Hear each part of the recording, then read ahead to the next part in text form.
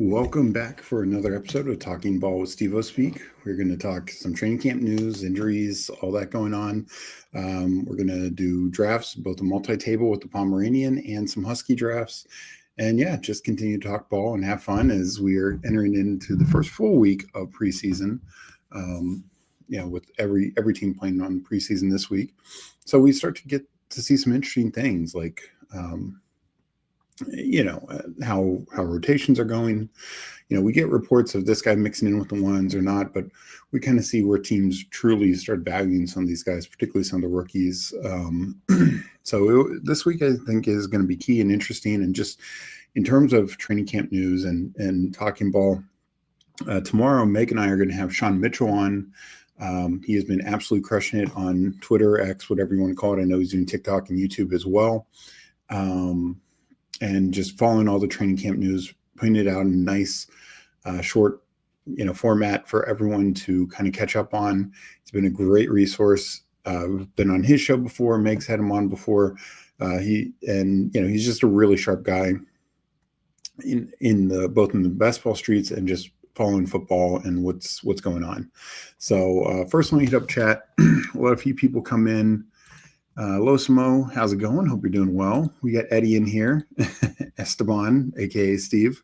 Appreciate you guys. I will be multi-tabling the Pomeranian to start, 5 of them. I cleared out all my slows. Nope, one just popped up. So I'm going to start with 5 Pomeranians. I'll let you know when I'm getting in. So anyone who wants a little extra EV can jump on in with me. And we'll do that first, and then we will get into Huskies as well. Paul in here saying collective sigh of relief for the Scatterboo bags. Yes, absolutely. That was part of Sean's report today.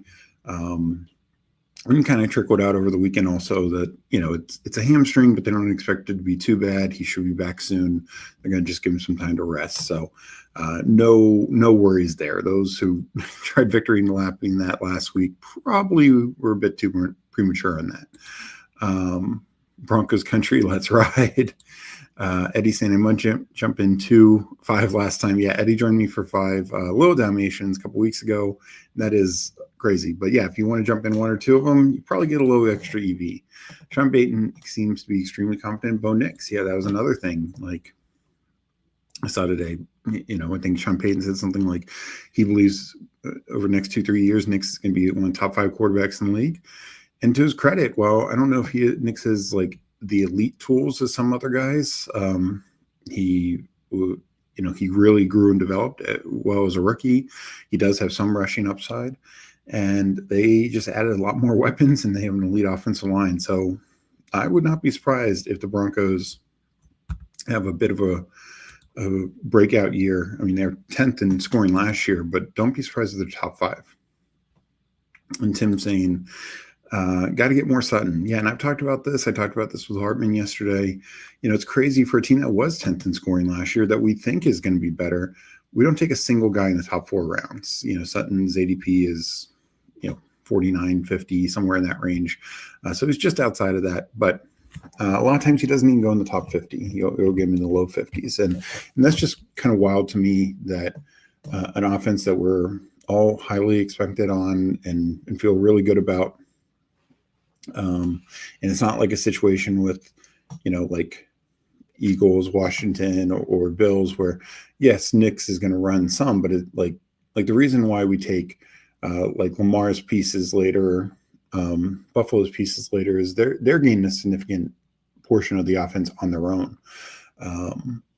That's not truly the case with Denver. Like Bo Nix is probably going to be top 10 in rushing points among quarterbacks, but he's not going to approach the top 5. He'll probably be like 7 to 10. So yeah, Sutton is somebody I want more of. I'm a buyer in Harvey. I think Dobbins is fine at his price. The other receivers can be a bit difficult. Ingram maybe goes slightly too high, but I still want a decent share of all of them. We got Donnie in here saying, what up, Steve? Logged into both my accounts to hit the like button. Appreciate that, Donnie. Yes, please hit the like button. Appreciate all the support, all the comments. I'll be getting into the draft shortly. Just wanted to talk about, speaking of slows, since I am, known for my slows.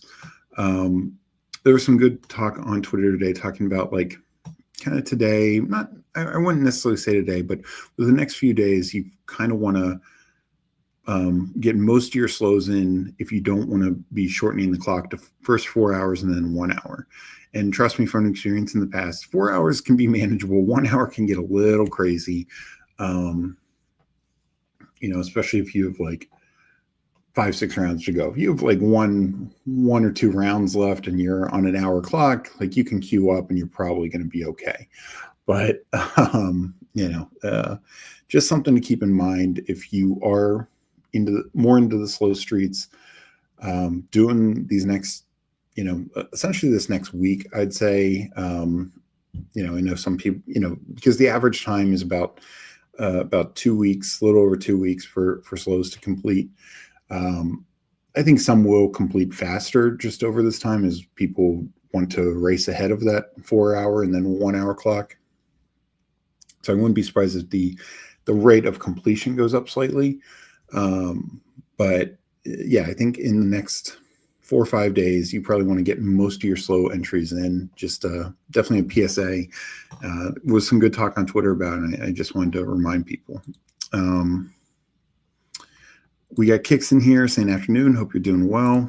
How'd those dingers do, Paul? Yeah, so I do some baseball as well. I'll just bring it up and show. Let's see, it's under live now for best ball. Didn't have the greatest year. I got 25 dingers through out of 134, so like 19%. I only did one frozen rope. I did get it through, and honestly, like up to a day ahead of time, I was in third. Now, I had a pretty good score, so maybe I would have hit the overlay, but I did advance on its own. Got a couple base hits, couple bunts. Still have a couple early bullpens in. So those are small tournaments. And then I've been doing the eliminator. Definitely have gotten whittled down. So I have 3 left. It's the little eliminator, not the bigger one. So I do have some baseball sweats. Obviously, the frozen rope being the biggest. That is one where it's 2 of 10, 2 of 10, 30-seat final with 40K up top. So that was a $50 entry. It's definitely the one I'm going to be rooting on, as well as these dingers, because the dingers do have a 6-figure payday, and they also have nice advance rate in the quarterfinals, 2 of 12, and then 1 of 10 for a 310 person finals, 100K up top. So yeah, got some nice ones through. Hopefully we'll get more into the semifinals and then have a couple final sweats as well. 2 years ago, I did three dingers, 3 bunts. That's the $3 one. Yeah. And I got 2 of each into the playoffs, and somehow all 4 of those made it to the semifinals, and I got 1 dinger into the finals. That was a great sweat that year. I finished something like, I don't know. It was a little different. I want to say the finals that year was bigger. So I can't remember exactly. I could obviously go look it up, but I want to say I won like $900 or $800, somewhere in that ballpark. And unfortunately, like my top pitcher that year was Snell, and he didn't pitch his last game. So there was some frustration there. But last year I didn't get any dingers through to the finals, got some lower dollar ones, but nothing went too far. So we will enter the Palms shortly.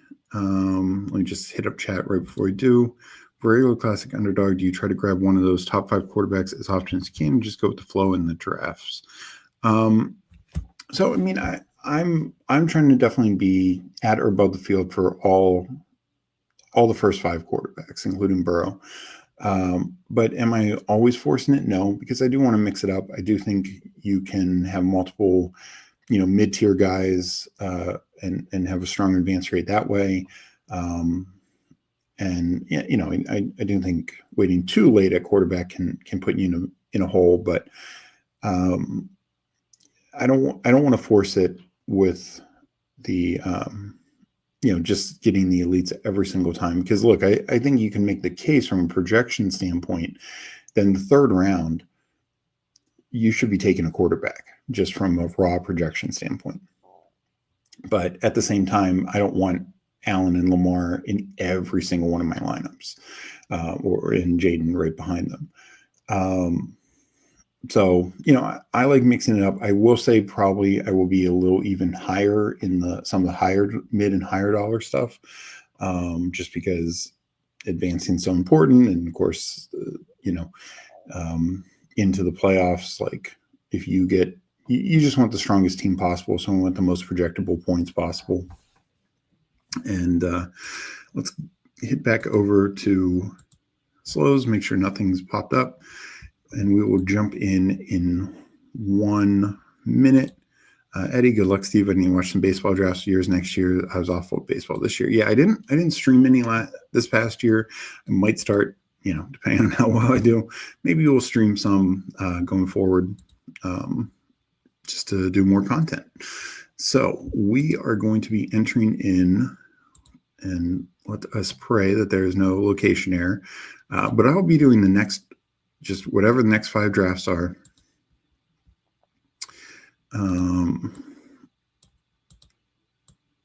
So I will enter in at 3:42 p.m. Eastern, the next 5.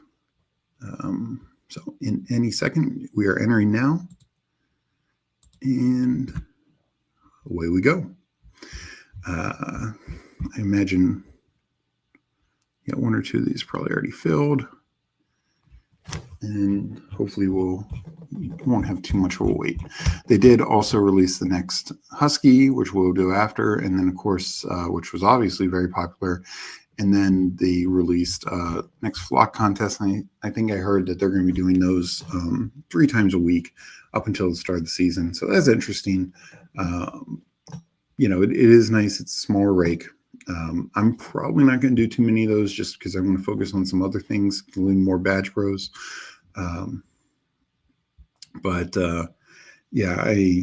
It is a fun little, once you get to the playoffs, it's head to head in the quarter and semifinals, and then, 10K up top. So let me hit up chat as we were waiting for these to fill.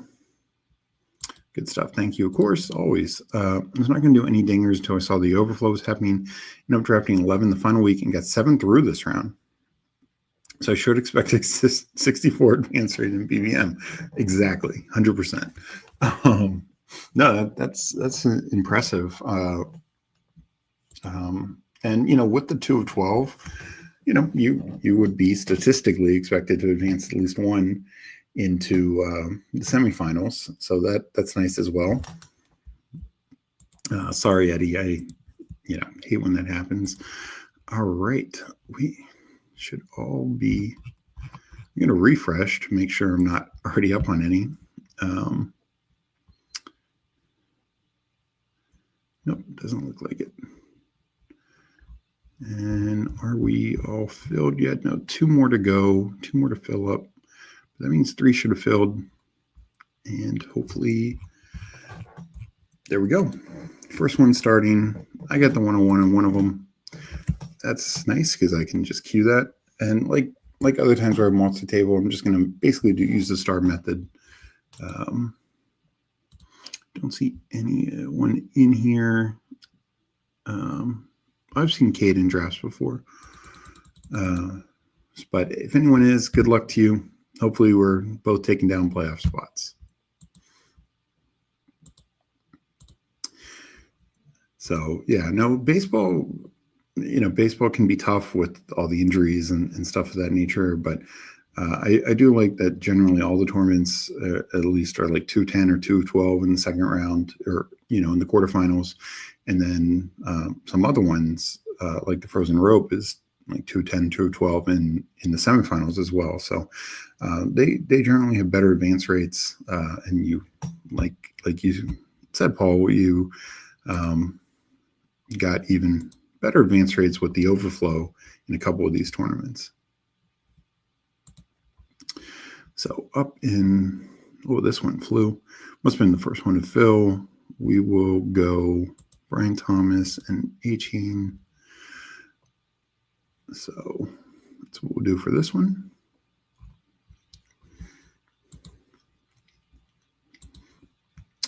And oh, while I'm doing this, I totally forgot to, I downloaded my latest CSV file. Now I need to, well, actually, I emailed it. Now I need to download it.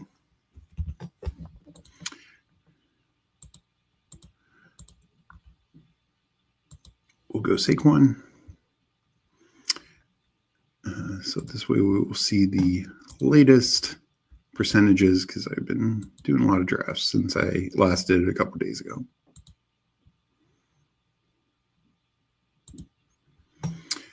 Let's try to refresh. Hopefully we'll see good new percentages now.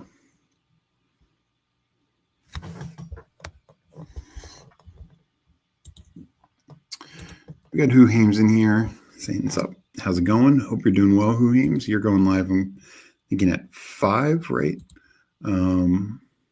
I have a team I'm down like 50 points left, and both are hurt. Really hoping I can pull off a miracle. Well, good luck. Yeah, I didn't do any DK baseball this year. Missed a pick. Oh, well, Gibbs, I'm quite all right with Gibbs.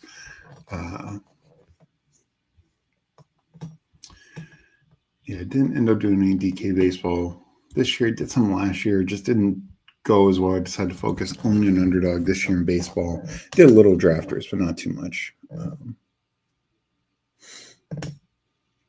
also because DraftKings this year did more pre-draft best ball, and I was just kind of focused on that on DraftKings.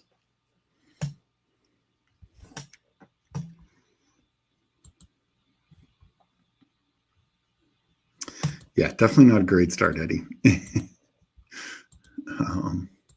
Your Huckleberry, how's it going? I'm doing well. I'm starting off with these 5 Pomeranians at once, which I assume all filled by now, yeah. And then I am going to do at least 1, if not 2 Huskies. No, that's a slow one. We will have to ignore that for now. I will go Genty and Brian Thomas. I won't do anything too crazy in that one. Let's see if I can clear this slow one quickly. Nope. Lad. I had been higher on Lad. My percentage, I think, has just gone down as I've tried to balance a few other. I've gotten a little bit more Bowers and A.J. Brown. So that's definitely changed that. And up in 3 at once. So we are going to go Bucky and Chase Brown.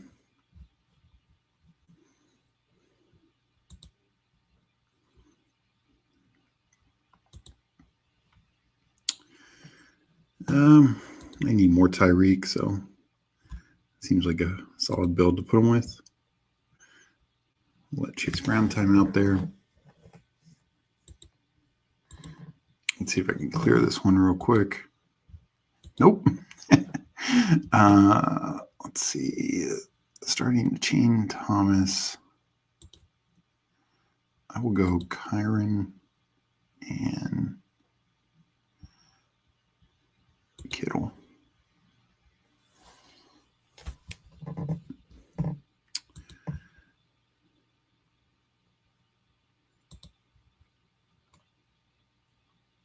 Yeah, I could go receiver here. Yeah, this is the Kittle one.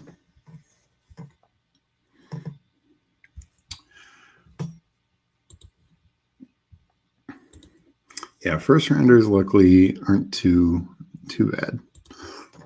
About to change your name to Steve-O Slow Draft. I mean, I do enjoy slow drafts. That helps me get a lot of volume down, and I personally don't mind it. But I know it's not for everyone.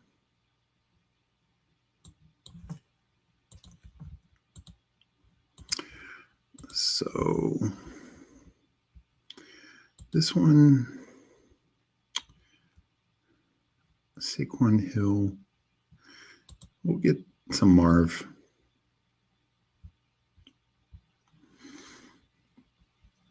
Not that I won't like go heavier on some of my higher exposure guys, but I don't mind using some of these cheaper ones. Just letting my exposure dictate. Now, granted, this is not update for all my slows, so plenty of things are going to be changing. Like I've not taken any Rice just because he's not fallen as much. So, a week from now, when these slows are completing, his percentage is going to go considerably down. I think when we get news on his suspension, we will see more of a dip, assuming it is in that 4 to 6 game window. If it's less, then yeah, I don't think we'll see much more of a dip.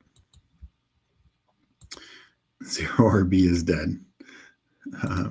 Yeah, Kenneth Walker, hopefully he's healthy. Juan, good seeing you. Thank you. Appreciate that. We are up here. I will take a low Garrett Wilson. I'm definitely less in on him.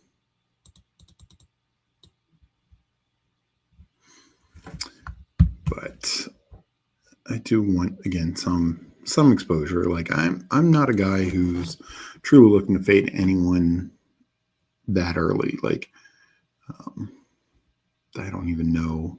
I mean, 1% Zay, a little over 1% Zay Flowers. Now again, with his ADP moving down, I took him in like 3 slows this morning because he's fallen to like the back half of the 50s. So I feel much better about that.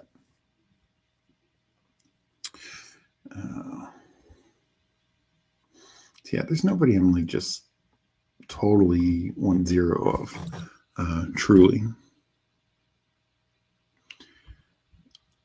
I will go Jaden and Mike Evans in this. And here I will take Pickens and DK.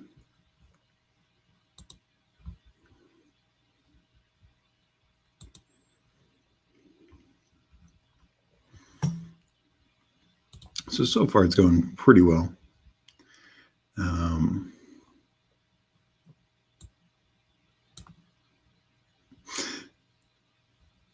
Yeah, no, I'm definitely not much of a 0 RB guy. Every now and then, if you saw a stream yesterday with Hartman, we definitely had a kind of a 0 RB build in there. DJ Moore, that looks good. Travis Hunter and Olave. Oh, this one's going to be tough. Daniels. I guess that works. But, my 0 RBs are usually done a little differently. And usually I am trying to get back in by the 6th round, sometimes 7th round. But then I'm start hammering them. Then I do like maybe sometimes like 3 or 4 in a row. We get our guy Bindles in here, GM. He and Candyman are doing Ballsy tonight. I believe they are having on. That is a slow. Don't need to focus on that right now. They are having on somebody from Fantasy Points. I think Ryan Heath. I can't remember for sure. I'm your Huckleberry in Hale, 0% Ayuk in BBM and 0% Keenan. So yeah, in particular tournaments, I probably am 0. And Ayuk, I honestly might only have 1 of him. He might be my first true 0, but I have him ranked so much lower, and that's why I just can't get behind it at his current ADP. So we'll go Calvin Ridley there. And, until we hear a clarification that Ayuk's going to be back in 3 weeks or 4 weeks, I just feel like it's something that could linger. I mean, and when he does come back, even if you're not a big Juwan Jennings fan, I just think Ricky can be the guy. I mean, Ayuk, for his upside, has never been like just the smash. That was always Debo. Kittle, CMC was the guy, getting 30-plus point games. Like Ayuk would have like multiple 25-point games, 20 to 25-point games, but just wasn't like the super smash. Now, could still pay off his ADP if he comes back, hits the ground running, but just I think there's a lot of issues there. 0% Keenan, 0% Ayuk. Yeah. I mean, I have a decent amount of Keenan. I'm definitely not taking him in really things like the Husky and stuff like that. But I have a decent share of Keenan. I think it's like 12, 13%. Just because I think pretty much wherever he lands, he's probably going to end up adding some value. It might be a small win or it could be a massive win depending on the landing spot. And I do think he signed somewhere. I think he's just like, yeah, I don't need to do camp. I want to kind of wait for the best spot. And it probably will pay off for him. Kenneth Walker, Devonta, Waddle.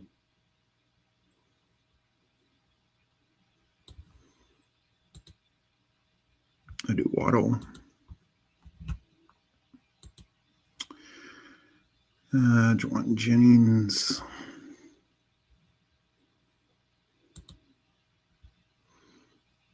Go Addison. And I think I'm going to take another receiver here. You get more Mbuka. It's a little high for him, but I just have to get him. That's what it takes to get him at nowadays.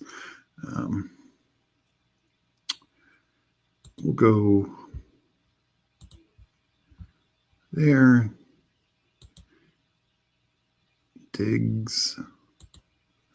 I'm just way higher in Diggs, but I'm fine taking him ahead of ADP.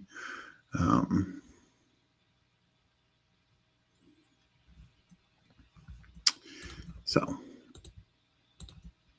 I love the MMG contest. Yeah. Does anyone know if they're doing that this year? I haven't heard. And I can't remember what it was last year. I honestly don't think I did any last year. Jay Live saying afternoon. Hope you're doing well.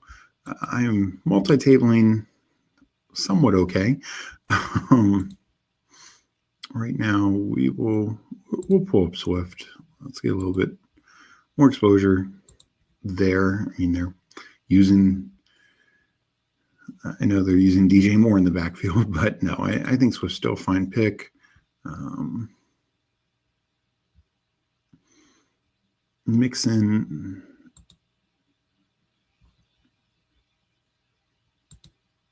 Yeah, we'll go Brian Robinson. I haven't taken him as much. I still think he's ahead of JCM, but I do think JCM is going to has at least the potential to eat into his role late in the year. We are going to take Mixon there. We'll go Jaden Reed. So this is going to be a hero RB build. This is the Saquon one, yeah.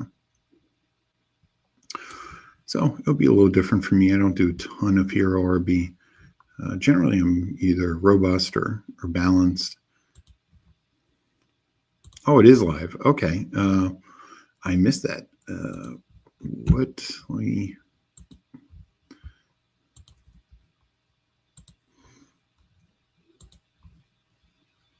me see if I can.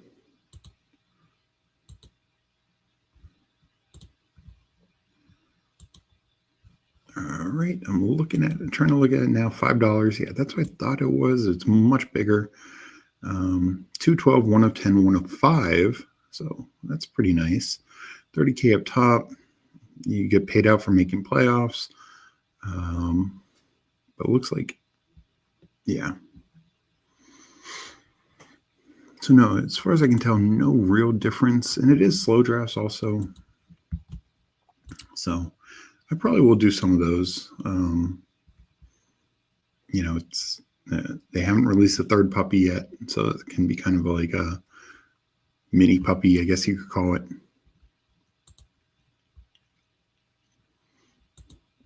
I'm guessing maybe they'll only do a fast only puppy to go, or maybe they'll do another one. We'll see.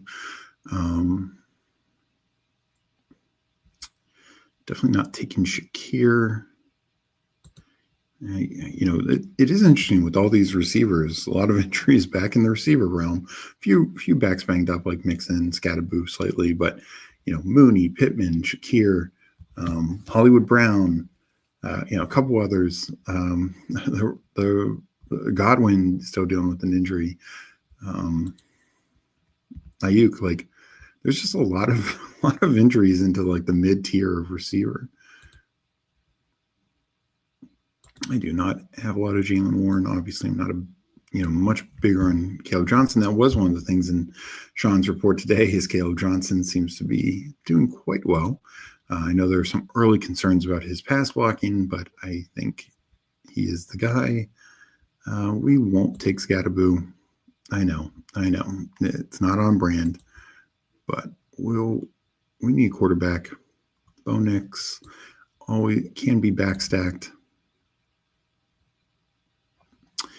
And is Evan Ingram there? Yes, that's what I was hoping. So this is a back-to-back as well. Do have a quarterback. I'll go Pollard. I'll take another Downs.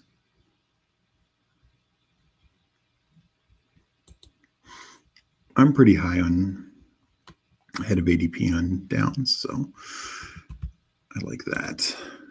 Appreciate letting me know. Who Hames? Good to know. Yeah, I don't think I did one last year. Oh, crap.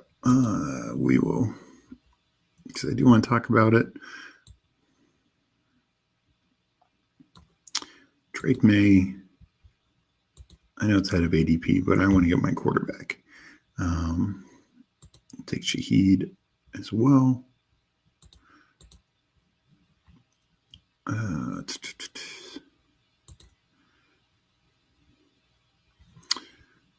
We will do another. We'll actually do Cooper Kupp. I've seen some decent reports on Kupp, and I take a Fields. I've not been taking Fields with his injury, but past 100, I'm definitely still fine with him. Of course, don't need stacks. I did have that one team with Garrett Wilson. This was not it. Couldn't have been that lucky. You got Fantasy Football Garage. Good seeing you in here. Hope you're doing well. Like I mentioned, when Bindles popped in, he and Bindles have, I believe it's Ryan Heath on tonight on Ballsy. Yeah, J Lives, all the Qs and outs. I feel like it's November DFS picks. Yeah, a lot of injuries. No, she probably won't be happy with the no Scatterboo. I don't know if I have any Scatterboo in any of these 5. D. Latomsky in here. I know he was just streaming, doing a Husky.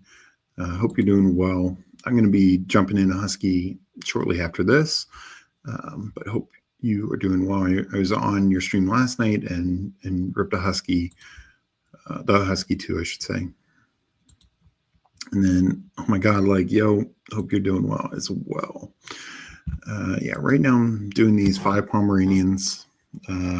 It's going. It's interesting, especially when I'm trying to look at the new tournament that dropped. But no, this does look good. It definitely intrigues me with the 2 of 12, 1 of 10, 1 of 5, 225 seat final.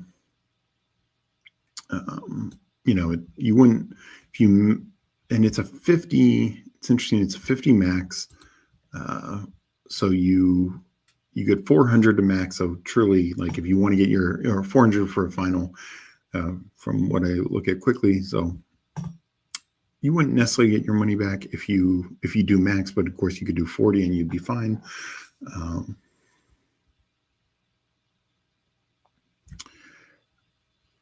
These are all slows. Definitely getting less clean. All right, let's go here. Don't need to go tight end. I'll go Taj Spears. And I'll go JJ McCarthy. This one, we'll do Caleb. Oh, up on a lot at once. We'll get a Scatterboo. We'll make, oh God, we'll make Meg feel happy.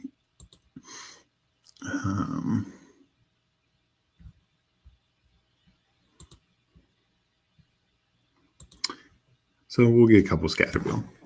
he is falling back down a little bit. At first he wasn't, but he is now, which is interesting because now the injury is less threatening. But I will scoop it up. I think he still ends up with a significant role, both in short yardage and passing game, and probably I would not be surprised if he's leading the Giants in carries this year. And outside of Eliminator, where you maybe have to worry about him, being a little behind early in the season, I think late in the year he's probably the guy you want. And if Jackson Dart does take over, he and Dart have already, they would come out practice every time together. Clearly, they're enjoying their rookie years to get, together and growing together. Not that I think Tracy's totally dead, but I just think, we should understand and realize that Scadaboo just offers more total potential, fantasy potential. And of course, he was drafted 60 picks higher than Tracy.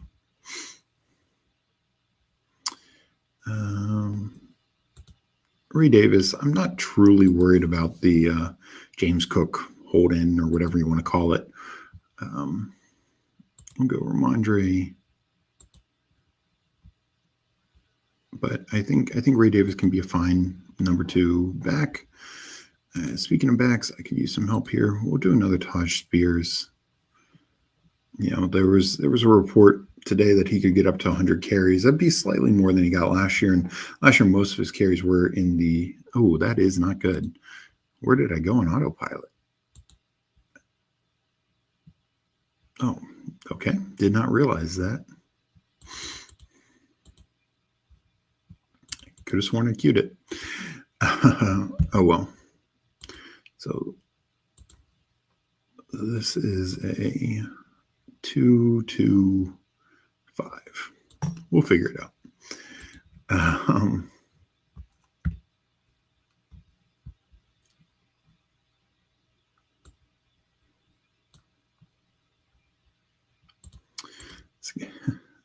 I'm not worried about Scadaboo. I don't see. I need somebody to truly make the down case for Scadaboo at his current ADP. We're not talking about taking him top 60 or anything like that. Tumsky, so I'm assuming you're in one of these at the number 2 pick. Good luck to you. I will. With 5 going at once, it's tough. I did see Legion's in at least one. I think maybe he's in 2. What's your and Meg's Scadaboo exposure? It looked like to be about 28%. Meg, I know, is higher. Hers is in the 30s. I probably am going to end up being around 30%. Hames, you get plus 150 on finals, right? Oh, wait. Yeah, I guess. Yeah, you're right. So it's $400. Yeah. I guess in my head, I was thinking like 100.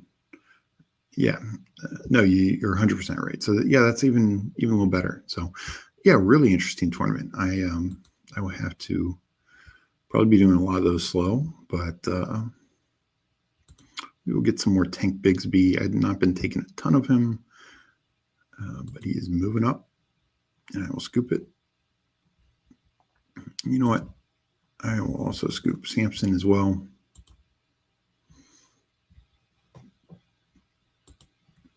We got a tight end here in Loveland.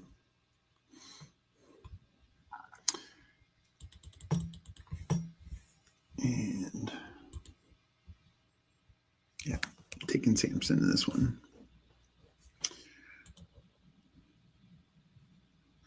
Oh, yes. Yeah, I got Chase at the number 2 pick last night. Yeah, that was nice to see. I've not had that happen too often. I mean, Chase is pretty much locked into the 101, and I think, for good reason, generally speaking, given how much he's separated from the rest of the wide receiver room. But we should note that I think people will talk about how running backs don't repeat as RB1. It actually hasn't been the case. I don't think a receiver's repeated as a wide receiver 1 in quite a few years. So just something to keep in mind. But yeah, I'm pretty much taking Chase every single chance I can. Quarterback, we just need something here. Well,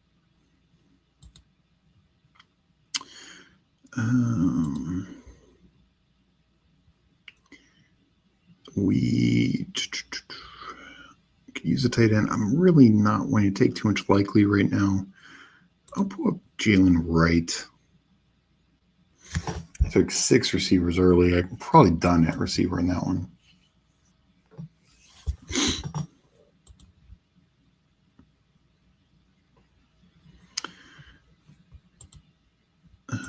Let's see. Husky saying great pick. Well, thank you. I assume all my picks are. No, but no, I appreciate that.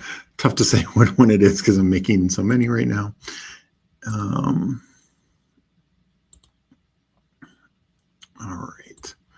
Let me get a third quarterback here. We'll go another receiver, Calvin Austin. So it correlates.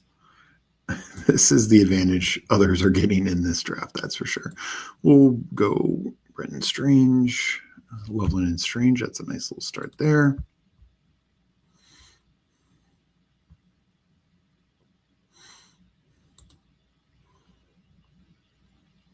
Yeah, so went Calvin Austin. I'm fine with that. I generally think then the report that came out today is, or from ESPN and just in Camp General news in general, is the Steelers are going to run their pass and attack through Metcalf and 2 tight ends. It's something I've been saying since the Jonnu trade.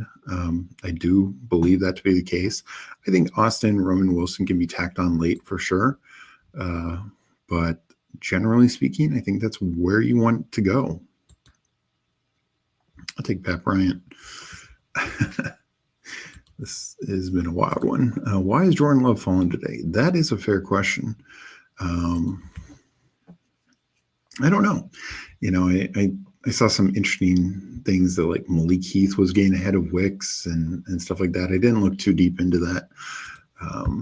But I appreciate the reports that are out there. I like Jordan Love. I will say I've been taking a ton of Tucker Kraft, and because Tucker Kraft had a great year last year. But they are saying Luke Musgrave is fully healthy, and Kraft looked great last year. The year before, Musgrave, was kind of better. And if they're both healthy, does that limit Kraft? Not that he's not draftable, but he probably shouldn't, similar to how we saw Jonnu fall, Freiermuth fall, even Gesicki now falling with tight end competition. Should we see some fall? I'm going to take Joe Flacco here. We'll go for an advancement piece. And we'll go Taj Brooks. So this one is, I think, the first one done, if I'm not mistaken. Look, Luke Musgrave, me, it's a little PTSD because Luke Musgrave was probably like my third highest tight end last year. Stone zero. Definitely cost me, advancing teams, and then cost me teams in the playoffs because I would have like no tight end or only one tight end out. So I just, and especially with Kraft dealing with a bit of what's he dealing with? Groin himself. Take Mason Taylor. What's this one going? Definitely need wide receiver. Take a little Thornton. I need to get more Thornton. And yeah, Sam Darnold looks good.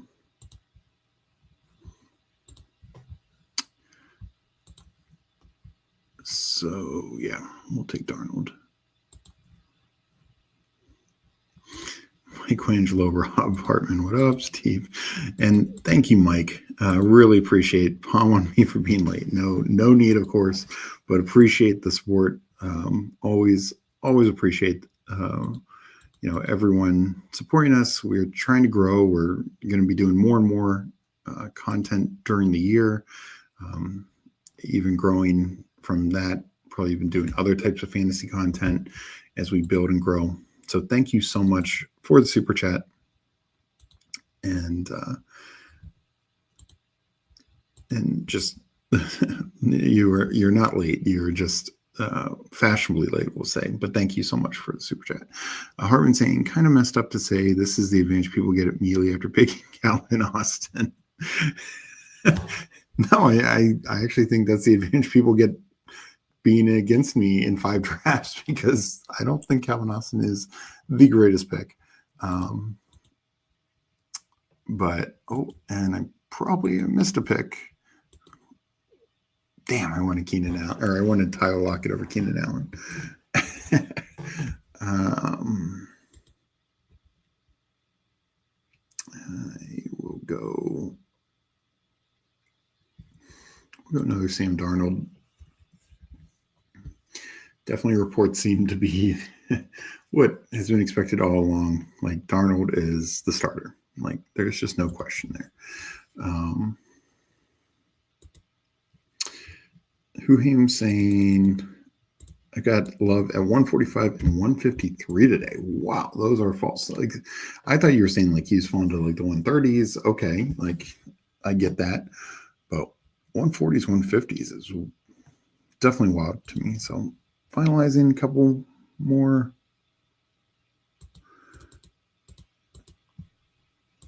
Nice. Good luck in the limb. And dang, CMC went 1-2 in the limb. Wow. Kraft is groining himself. Sounds like a major locker room problem. Yeah. So I know I finished one. I think I'm about to finish the next 3. Yeah. No, I'm not too worried about Kraft. It's more like, what if Musgrave is fully healthy this year? And so there's kind of splitting the tight end role. I still think Kraft is the one of those two. I'm just saying, I don't know if he should be going in the 120s. Like, he maybe should bump down a little bit. So not pulled back totally. I took him, I think in like 1 slow, or I could do like the Lovecraft combo today. It's just something I'm going to consider. I don't want to be like where I was on Musgrave last year, like 20%. We will go Taj. We don't need Lockett. We'll go Flacco. This is something I'm going to be writing about, but it appears. Oh, I don't know how I got Juwan Johnson. Guess I didn't get a chance to star. Oh well, that team's done. And I need a 3rd tight end, so we'll say it's karma. But the interesting thing is the Brown situation. It seems like it's Flacco's job. Their rookies aren't doing anything. So Shador's even a little banged up, and then Kenny Pickett's banged up. We will start here with, I can get about 2 tight ends. So I will go with Lockett and Taj Brooks.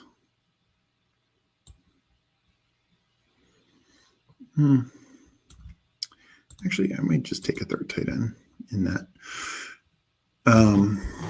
And same with the Giants. Like, Russ seems to be the clear starter. Dart is, working with the second team, but not exactly, taking the job like, say, Bo Nix did last year. He seems to be firmly behind Russ, which is to be expected. But I also don't think we're looking at a case where Russ is what Jacoby Brissett was last year. 4 or 5 games, and then Drake May takes over. I think we're probably looking at Russ starting at least half the year, if not to their bye. And just something to keep in mind, even if it's to cover your other bye weeks, advancement piece, if Flacco and Russ, let's just say they both give you 10 games, they are going to have multiple 20-point games. I will just kind of guarantee that, and have many usable weeks for you. So of course, better with stacks and of that nature. But I guess I look at it like if they're helping you advance as a third quarterback, there's honestly more certainty there than there is in the Saints situation. There's even more certainty there than the Colts situation. Because while people are buzzing about the Anthony Richardson highlights, and I think that's great for him, and I've started to take him a little bit more. But if you read any camp report, any direct quote from the coach, they're saying it's 50-50. It's head-to-head. They're both looking great, et cetera, et cetera. So I think I'm wrapped up on these. I'll give it another minute while we talk just to see if one more needs to finish. I'm trying to find a non-clock, but this is the tough thing with only like 200 slows or whatever, or Matt. And we will get into a Husky shortly, but let me just give another minute here just in case. I would love to see in the future Underdog to have a separate tab for your slow actives and any fast actives. Would help with multi-tabling and would just help to separate the two.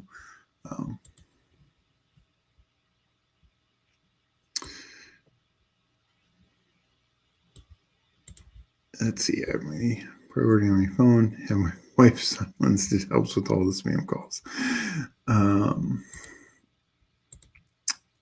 We got Al Boogie in here saying, "What up, people? How you doing now? Hope you're doing well." And we will be doing a Husky shortly. I think I got all 5 done. I'll give it one more second. And yeah, first I will go over and look at the new contest that dropped. And again, this is not a knock. I'm personally not going to probably play any of the fantasy flock contests. Go for it if that's what if you enjoy. But from the looks of it, I like this new contest considerably better. I just think it's a little better, ROI and return. Like I said, it's kind of like I think can treat it like a mini puppy. But it sounds like, this is generally popular. This was released last night. It's 75% filled. It sounds like they're doing like 3 a week, which is cool. If that's the contest you enjoy. We are going to look at the MGM Best Ball League, or MMG's Best Ball League. 67,500 entries, can do both slow and fast clocks right now. 50 max, 2 of 12, 1 of 10, 1 of 5, 225 seat final. Rake's a little higher than some others, but not out of the norm of total. 30,000 up top, 20,000, 10K. So 3 5-figure prizes for this. And Huheim's, my math was wrong as I was doing the 5 drafts. The finals is 225. So if you were to max this, it would be $250. So $400. A finals team actually gives you, you make one finals team through. And again, these are like better odds than a puppy, because a puppy would be 2 12, 1 of 10, 1 of 10. So it's 2 12, 1 of 10, 1 of 5, and then a smaller final. Not as good as German Shepherd, but German Shepherd only has one 10K prize up top. This is just looking at the $5 price range.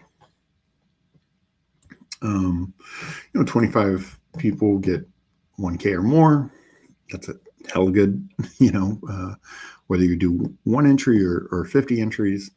And you get your money back for making playoffs. So I always like those contests. As I've said before in shows, I treat best ball as these are we're essentially getting tickets. These are qualifiers. Weeks 1 through 14 is a big qualifier to get to week 15. Then that's a qualifier. Then week 16 is a qualifier. And then of course the finals. So I want to I want it to be free along the way. So getting my money back for each ticket, that I'm entering, that makes it to the playoffs. I want to at least get my money back. And then if I'm getting to like semifinals, I want to get some more. I prefer that payout structure. I know others like it all in the finals or in the semifinals and on. But personally, I like getting paid off as we advance. And I think that ends up being the best ROI for tournament structures, but everything else is the same and normal. I will definitely be entering these. And as I mentioned before, this is kind of like the last week to really focus on slow drafts. Just my recommendation with it. The 4-hour clock I think can be manageable, but you don't really want to have a lot of slows going down to the $1 clock. That can get not fun, I will say. So we are going to enter a Husky that can sometimes take a little bit to fill. So I'm only going to do a 5-second countdown. So I will be entering my second Husky to in 5, 4, 3, 2, 1. Enter. So 3 more to go. So still room in this one. Husky 2 came out right after the Husky 1. But yeah, just the exact same 3 of 12 in weeks 1 through 14, 2 of 8 in the quarterfinals, 1 of 6 in the semifinals, 117 person seed finals, 50K up top. You make the finals, 1 of 17. You would get your max entry back because it's 10 max $40 tournament. And of course, you get paid out as you advance. So definitely, to me, it's one of the best structures they have. Oh, that is not good. Not sure what's up with that. All right. So we are in we got your Huckleberry in here.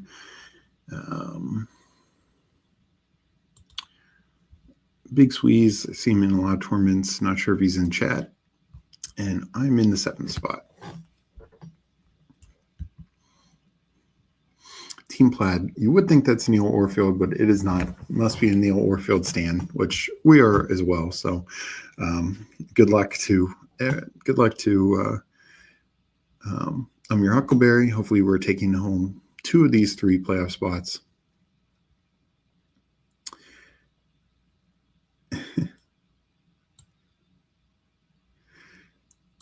Steve, you can't make me do more slows.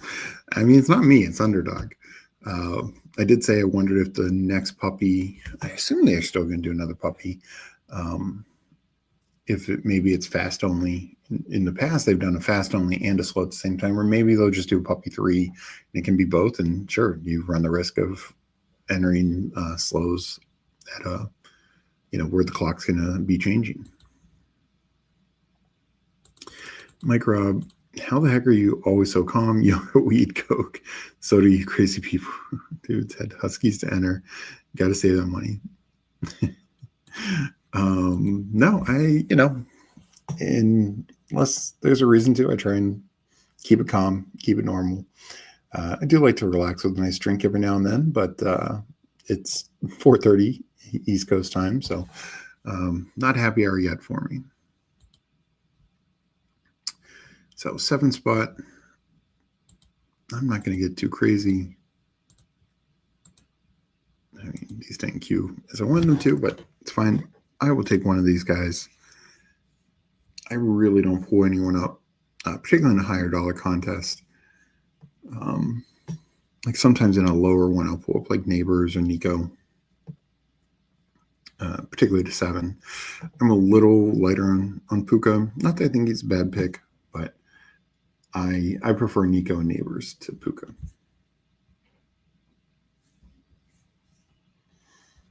So CMC, easy click for me. And so far it's both CMC's backup running backs. Garendo, I saw is going to miss a couple weeks. Jordan James is banged up. So it sounds like Williams and Eddie had the same issue I just had. Williams ain't do all 3 at once. Why your streams are always so good, smart man. Yeah, no, Williams streams are always good. No, I think doing all 3 at once would be not ideal in my personal opinion, but do what you got to do. So we did see a little Achane game pulled up to 9. That's more unique. Neighbors falling to 12. That's a nice fall for Big Squeeze. You could. We'll see if he does. He doesn't do the Neighbors. Genty does the Neighbors Bowers, so he gets that Week 17 stack. I think it's a little less important in these smaller contests. It's not terrible, and getting elite at the onesie can be a great way to help advance. We'll see what falls back to me. It's definitely going to be, maybe not too unique.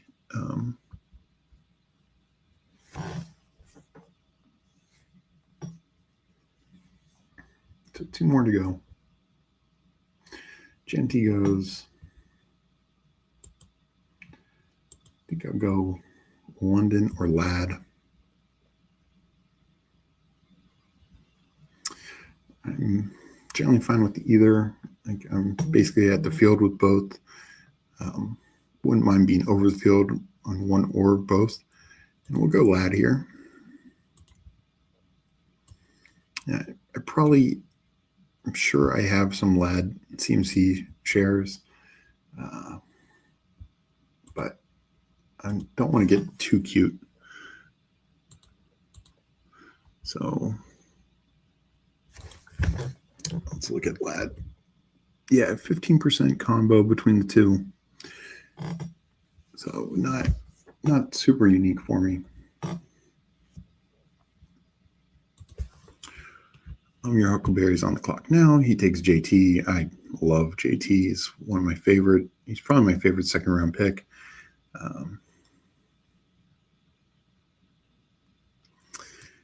And yeah, easy click for me most times. Yeah, like Hartman says, it's more and more of a CMC year. I agree. I mean, the receivers are banged up. O-line seems to be healthy. The other running backs are banged up. I think, not that they're on the hot seat, but they know their windows now. They're going to try and keep it open as long as possible.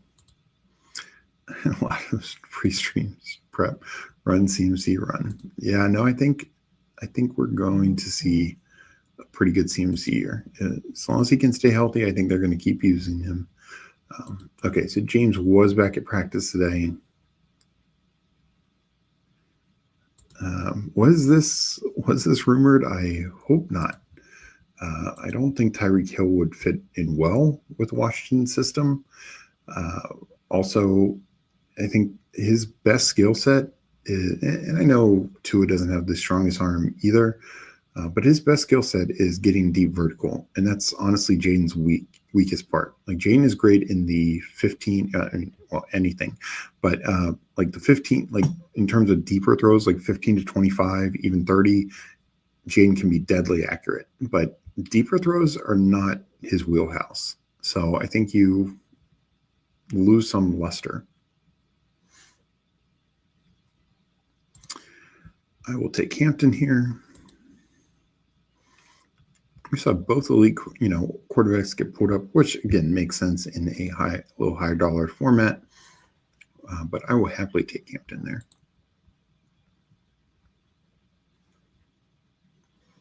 Who's better, Jaden or Scattaboo? Yeah, the Hail Mary versus the Bears that didn't get to the end zone, needed a Bears player to tip up and turn into a volleyball drill. Not a knock on him, but the point is, this is not like Aaron Rodgers, Cam Newton, Josh Allen, Jalen Hurts, like these Patrick Mahomes, like they would have gotten it to the end zone easily. Even like other quarterbacks in the draft last year. Michael Penix is getting that to the end zone every single time. So I believe are May and Caleb Williams. It's just not Jaden's game. Never has been and probably never will be. But that's fine because that represents such a small portion of passes. But with Tyreek, that's like his best skill set.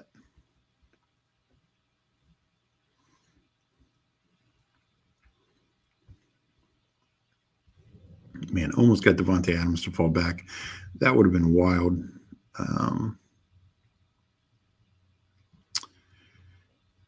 I will go T-Mac here. Balanced build to start, but I'm absolutely okay with that one in this format.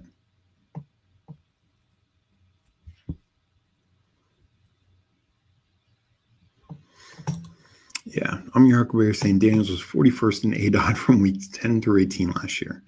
That's not great when there's 32 teams. So, and some of that is, maybe like a Joe Milton in 1 week, and small sample size, of course, but every running back is better than Scatterbill. That's a take. Did you flip Keon and Shakir? I made them extremely close. I can't remember what I did update this. I debated back and forth if they deserve to be flipped or not. Yeah, I essentially made them. I did put Coleman just above them. Coleman, I have at 100. Shakir, I bumped down to 102.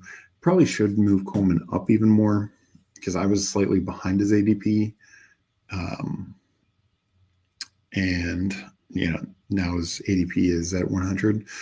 Probably, I've taken him in some drafts today in the 90s, so I'm probably, when I next do an update later this week, probably will move him up, and hopefully we'll get more clarification on Shakir's timeline, but I do worry about that. So coming up here, probably looking a receiver. Could go running back, pick 55. Yeah, and essentially I am the same thing. I could see Scatterbo taking over goal line work. No, I think he will. Tracy was not good in that area last year.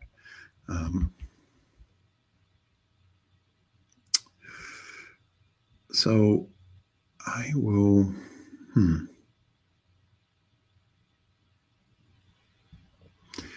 I'll take Kamara. McCaffrey, Hampton, Kamara. I like that elite running back build. I like these receivers, but I think my next two picks, I will probably get receivers that I'm pretty interested in. We'll see what comes back to me. This has been a little different draft.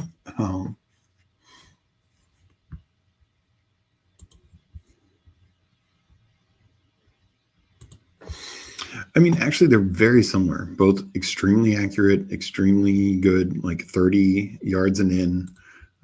Not the biggest arm. Both mobile. Jaden, considerably more mobile, but they both have a lot of the same characteristics. So I actually agree with that comp.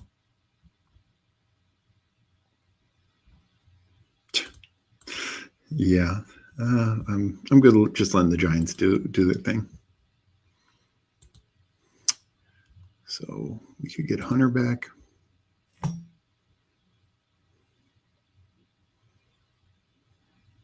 Nope, not that lucky. But I will take.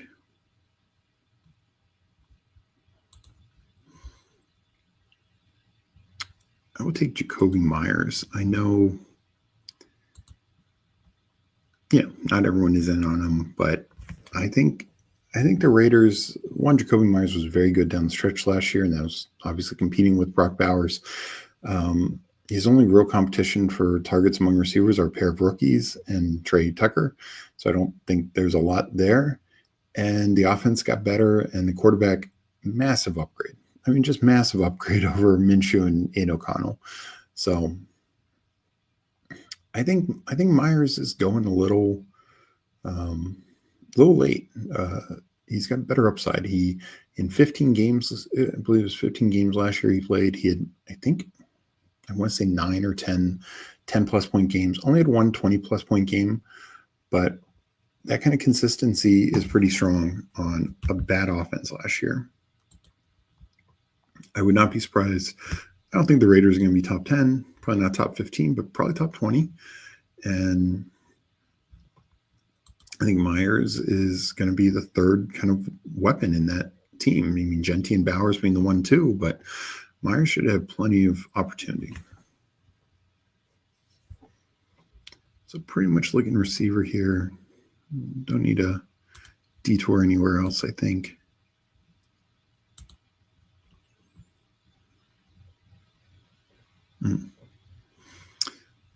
Receiver run one a little heavier than I was hoping.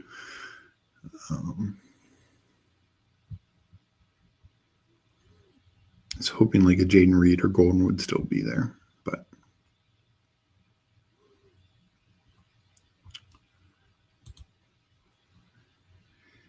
yeah, this is one issue with all these injured receivers. I don't take Jerry Jeudy, but 10 picks past ADP, I think I have to consider it. I'm not going to take Shakir there. Godwin, I'm okay. My rank is roughly at his ADP, and at this pick,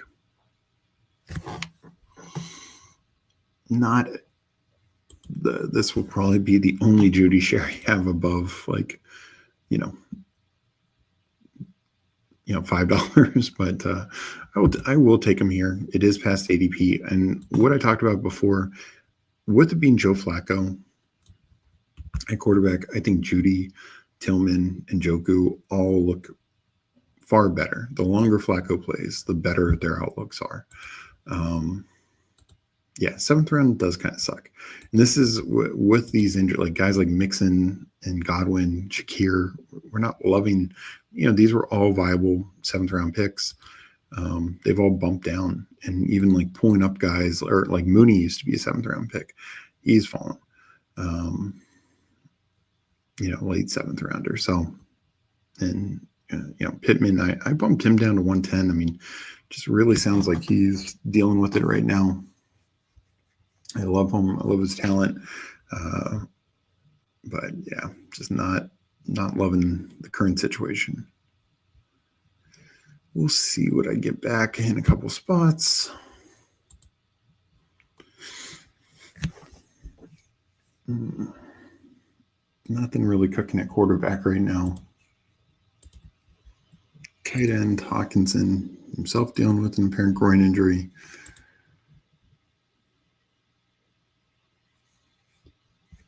I think Andrews can make sense here as well. But I might lean Hawkinson.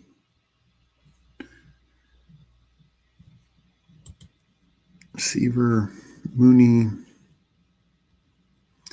I'm going to lean Hawkinson, just kind of giving me another potential stack option.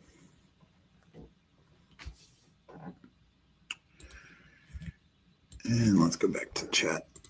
Letting the room bully you into Jeudy is when you know something went wrong. Yeah.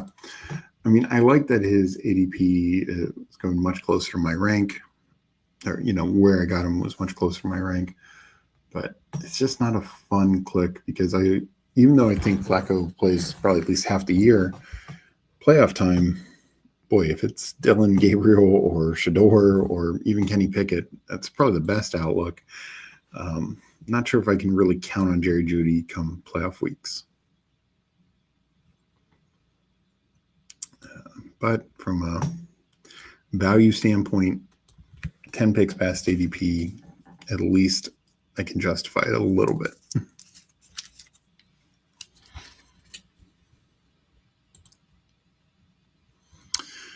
So, all right, coming up at 103.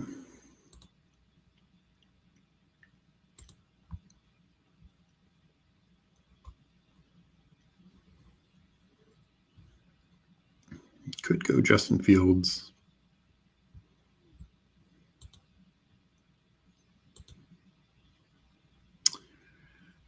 I think I am going to go that route because my quarterback situation is not looking great.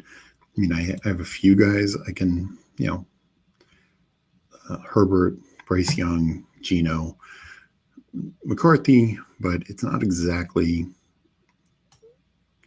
top tier. So Fields gives me some upside. May would have been another one to pull up, Of course, he went early, which is something I was slightly considering.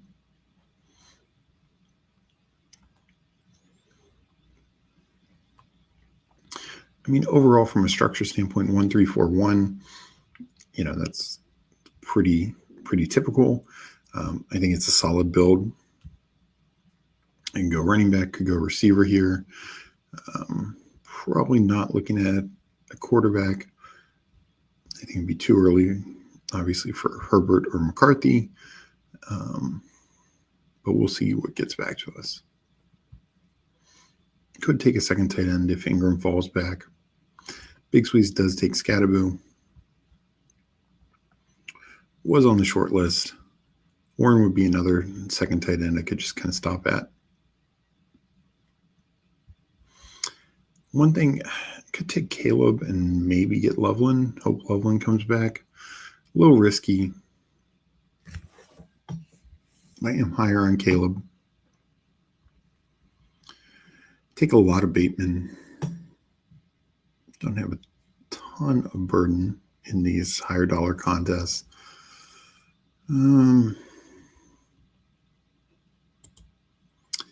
I will talk myself into that just because I don't love some of these quarterback outs.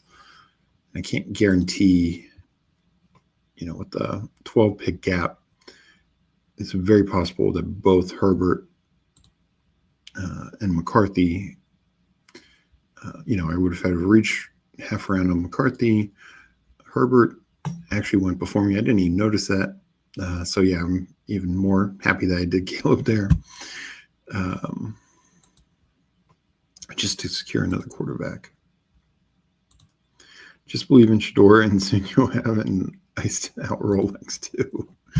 Yeah, I don't know if I can get behind that.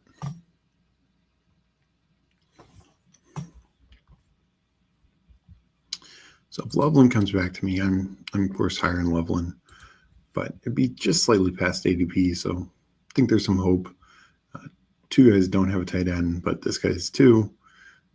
One of them being Amir Huckleberry, so you could obviously snipe there. And that would be a viable tight end option. I no judgment if that's his pick.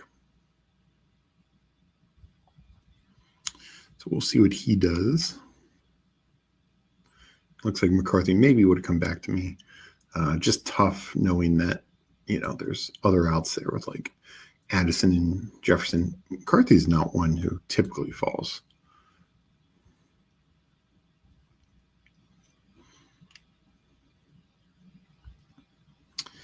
So hopefully Dan Snyder's hemorrhoids. I like that name as a Washington fan.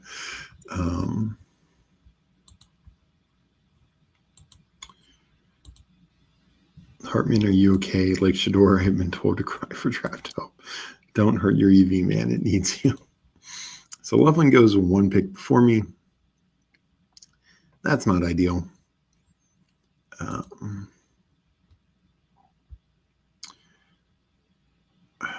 I'm going to just take Mims. Don't love it, but I think he can offer some spike week upside. Like I said, Denver's an offense I'm willing to invest in. Yeah. Not getting Herbert or Loveland, not the best. We'll see what the next round brings. Pushing for Shador is what we call a troll comment. Stroud threw 2 interceptions today in camp. Let's fucking go. Either that defense can be elite or my Texans are in for a lot of trouble.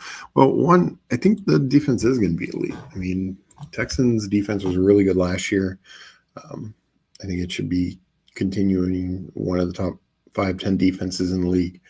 I don't know the context of what the interceptions were, but I don't worry too much about that unless it's like day in, day out, like the guy's struggling. I think Stroud's going to be fine. I don't have the highest percentage of Stroud, but I do have decent chunks of Collins and Higgins, and so I Texans offense I think can be pretty decent.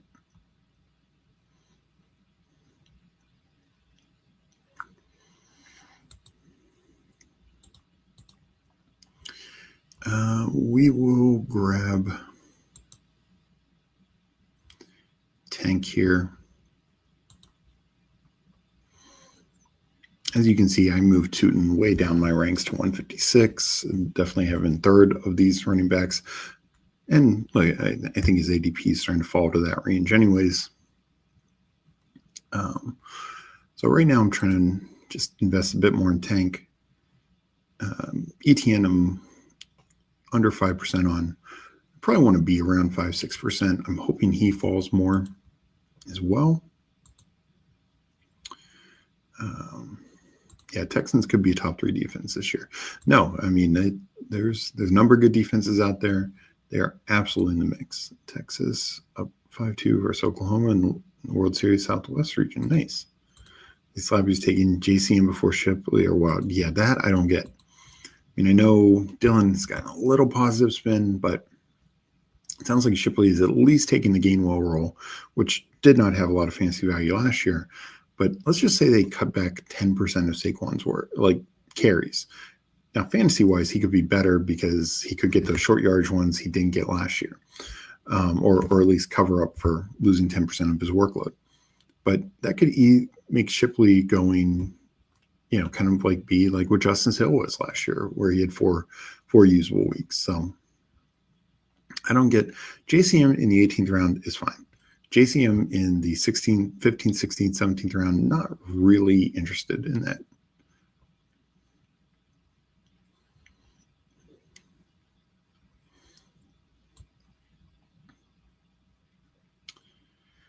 Because I took Judy, I'm not going to take Tillman.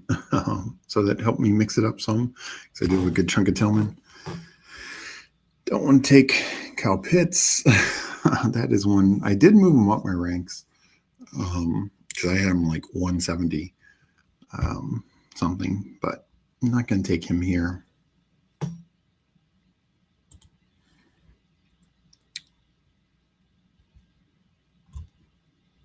I think I'm just going to pull up Geno with the Jacoby Myers pick. At least one of my quarterbacks is stacked in this. Caleb not getting stacked. Whoops.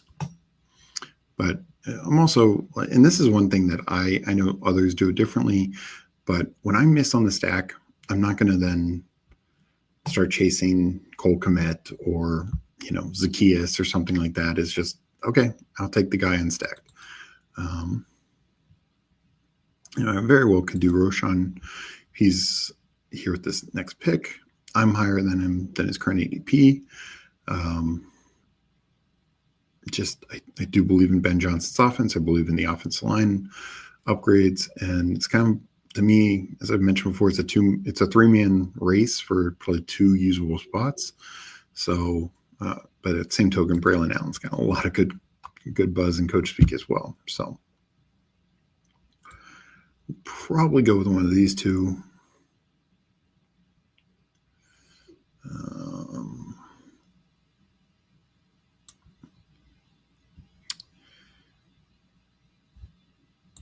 What's receiver looking like? You know what? I will double tap Jack Batch.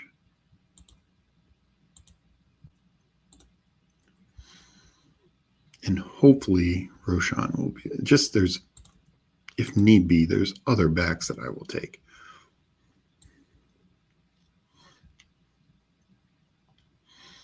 Might still stop at 2 tight ends. Even though I've kind of waited out the next pocket.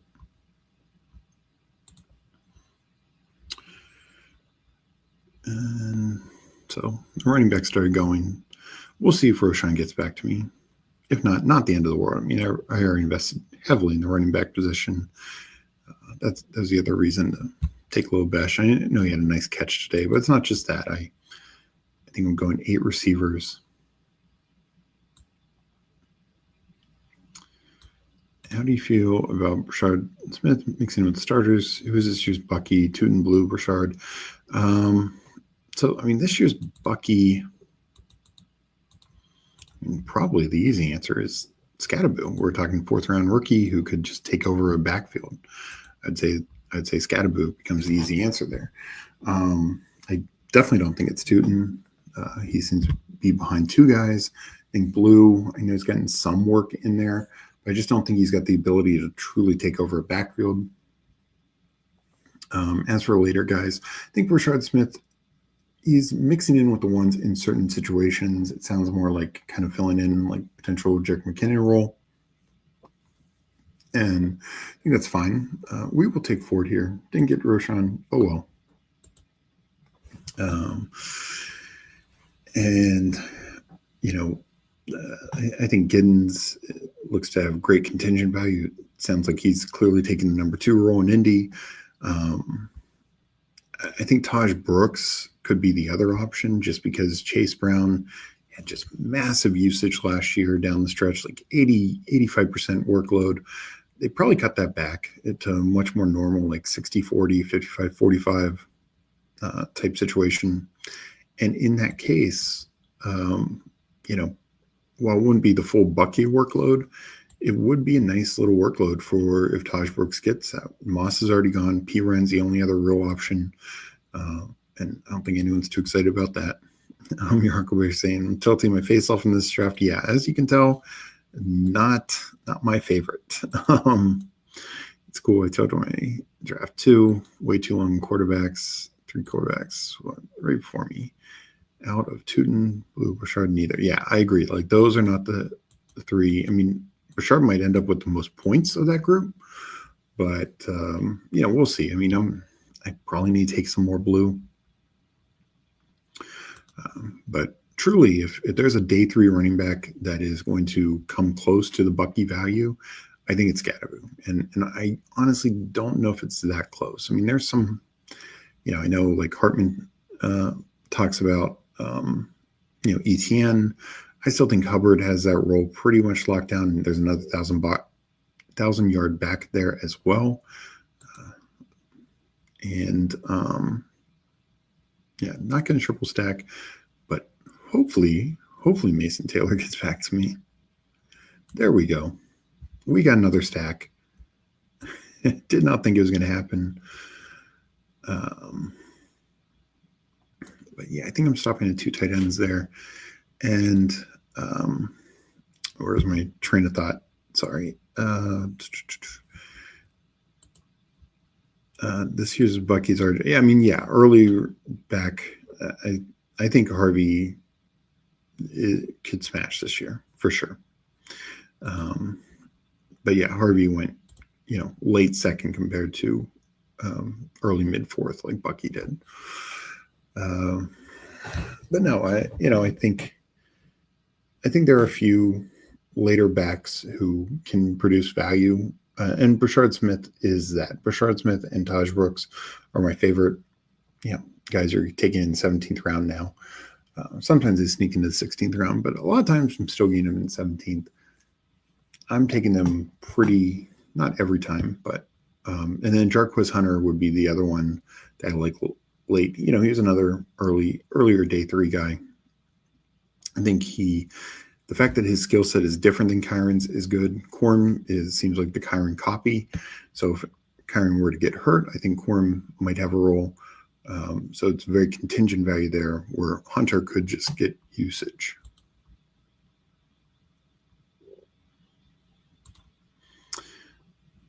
I have not paid attention. Let me look at, yeah. That his 3 backs are Saquon, Monty, and was that Eckler? Yeah, that's going to be tough. I mean, maybe he's tacking on 2 running backs. No, he just made his 17th pick.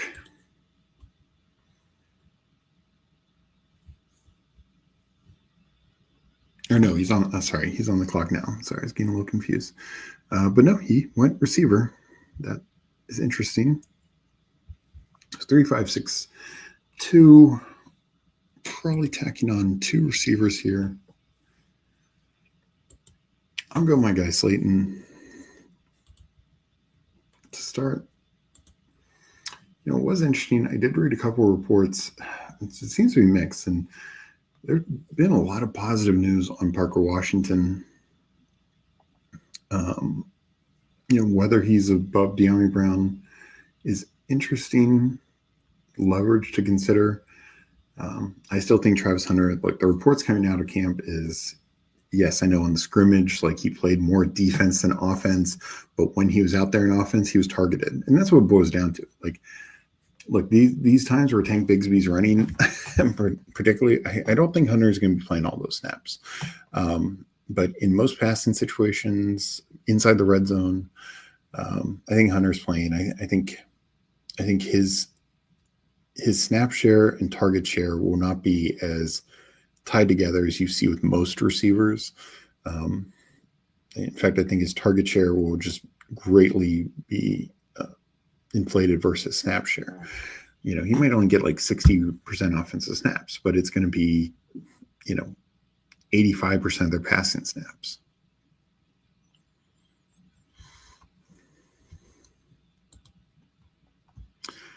Let's go wide receiver here.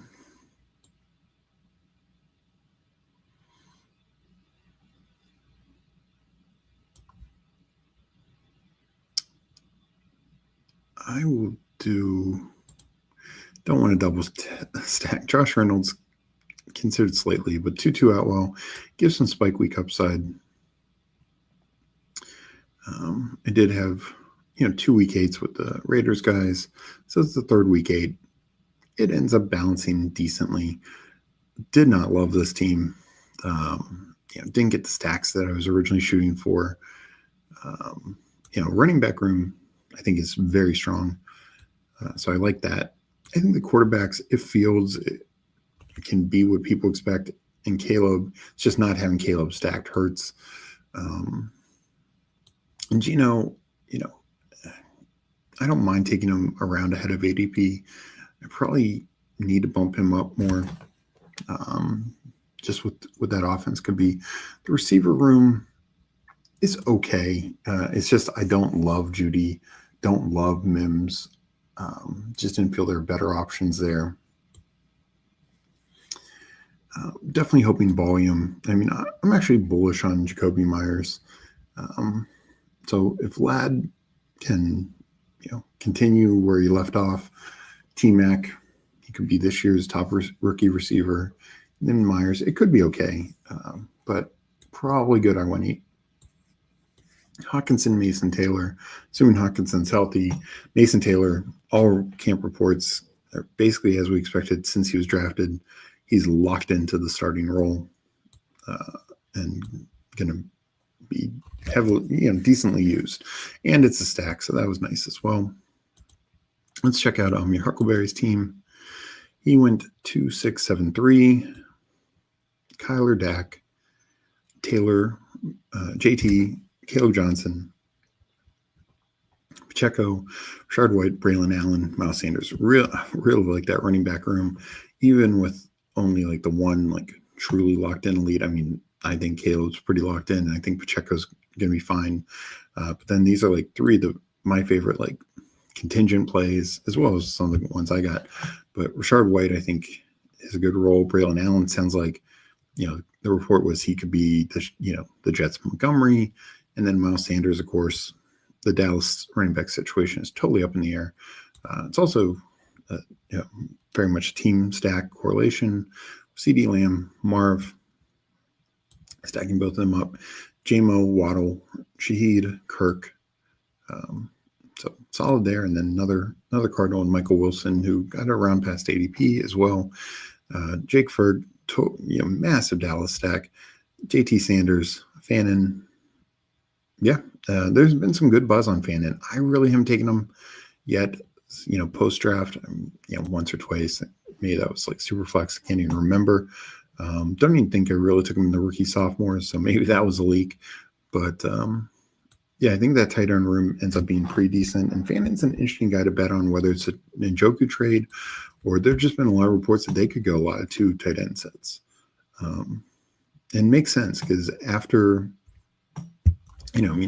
Judy and Tillman, it's Deontay Johnson, which I don't know how you can rely on that, and a bunch of guys like Jamari Thrash and guys like that, like not exactly top of the line. So we are going to rip another. I know Who Heems, I think he's going live now. So feel free to jump over to Who Heems' channel. Definitely jump over. I will drop a link after this. Let me catch up with chat. But we will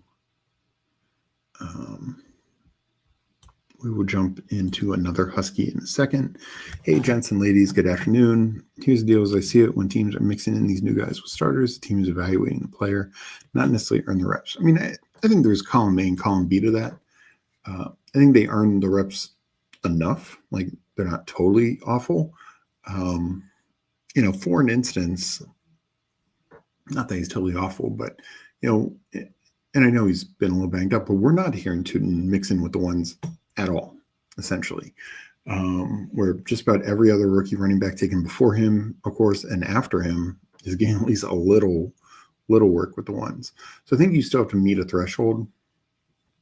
But yeah, it's these situations that are murky. And some keep in mind, like the first day that JCM mixed in with the ones with Washington, Eckler had a veteran rest day. So he wasn't even hurt, but they were like, okay. And that's where I think you're talking about GAB, like, okay, let's give him a look type thing. Butte being undrafted is crazy to me. Having an amazing camp, and Gibbs knows from chicken. I will say I don't really take Butte. I'm now in on Pop Douglas, but it's like I don't know. I mean, I think Butte makes the team. Obviously, I think guys like Polk and the other second-year guy are much more on the bubble. But Diggs looks like the one. Cal Williams, from what I've seen, it's like a mix of, he's not consistent, but there's a lot of positive with him, big upside plays. And then of course Pop Douglas is looking good. So I think those are your three top receivers. And Matt Collins will, like it or not, is probably going to have a decent snap share. Again, probably not as many routes, but a decent snap share just because he's the best blocker on the team. So I will say Butte is not somebody I've taken at all. Maybe one time, but I do think it is a room that there's uncertainty there, and if you have conviction, take advantage of that uncertainty. I can see Scatterboo and Blue taking over their backfield. I mean, maybe Dylan Sampson just needs to beat up for it. Yes, Sampson would be the other one who I probably should have mentioned, fourth rounder. Judkins, who knows what that situation is. It's really only Jerome Ford, and I think you could make a pretty good comp of Ford being like Rashard White. That offense could be one of the worst in the league, though, so that's a little bit of concern. By the way, I gave you 2 likes by switching accounts. Quality and considered service deserves good tips, so I appreciate that, GAB. Hope you are doing well. Diggs and Butte, sorry.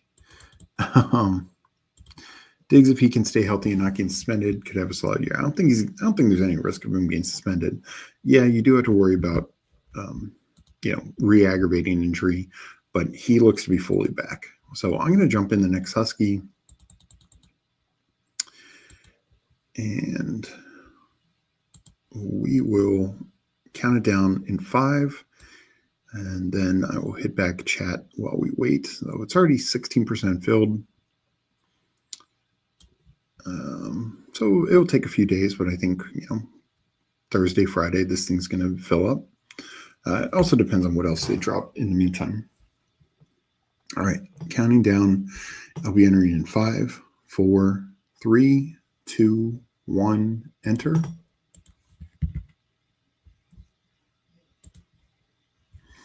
So still a few spots, 4 to go.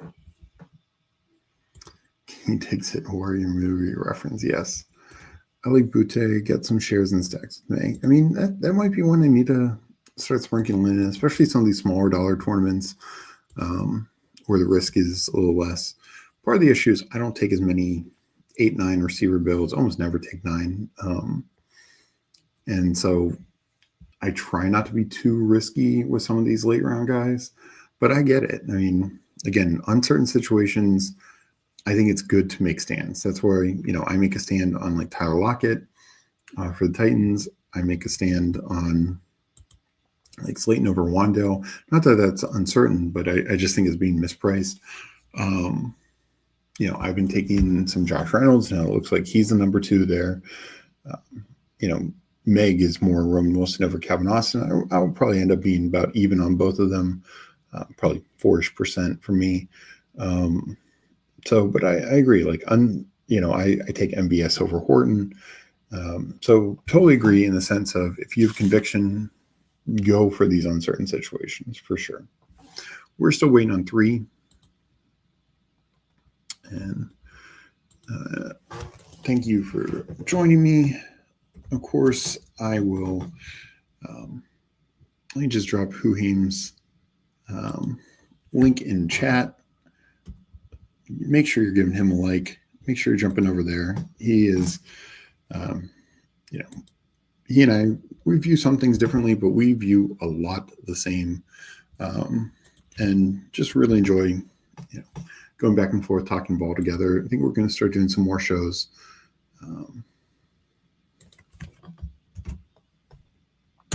So appreciate if you stick with me, but just jump over there, give them a quick like, be back over after this draft is done. And GAB, yeah, I was in a late night draft. I'm East Coast, so late night for me, less time for you. Is Latumsky's channel, so he was in there as well, and Hartman last night, and I think you had the 101 and passed on Chase to take Bijan, which, if I'm passing on Chase, which I don't really do, I think that's who I'd do it for. So I appreciate the Chase in second share. Mike Robb, say I'm always here for you, Steve. Appreciate it. So no, I enjoy seeing you in the streets, GAB. And we are waiting on one more person. We'll see if anyone jumped in this draft with us. Looks like Huheim's is doing that MMG contest, at least talking about. So after this, I will be jumping over there, checking out his stream. And as I mentioned earlier, for those coming in late, tomorrow Meg and I are going to have Sean Mitchell on from Extend the Drive. He's been doing all the training camp recaps and coverage every day. So we'll have him on, talk training camp, do some drafts after. But really looking forward to that. Then tonight, Andrew and Justin are doing a BBM, I believe 9:30. Tomorrow will be the DK show. I want to say that's at 4. Sean, we're going to have Sean on at 6, I believe, tomorrow.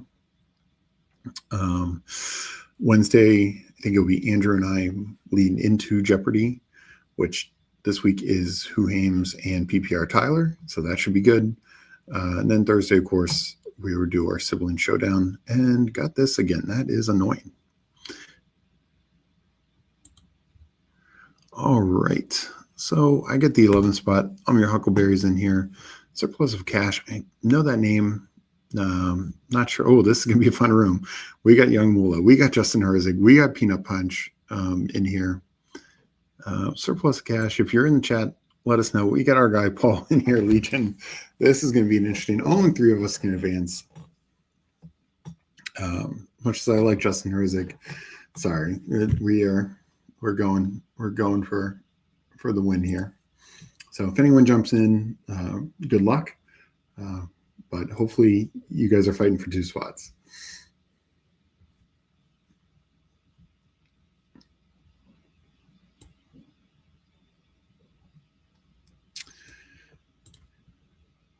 Oh, it did. I was in Latomsky's chat and I said, because I got the 2 pick and I just queued up Bijan and Lamb. I didn't even star Chase, and I was like, oh, okay, well, that changed.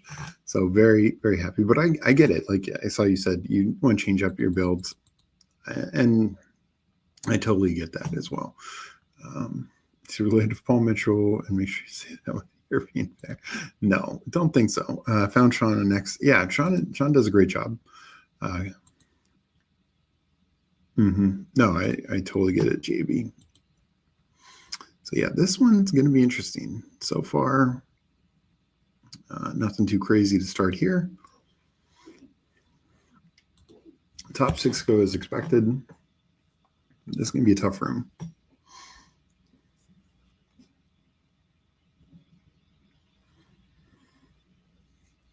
CMC going to 8. Yeah, we got Herzig in here.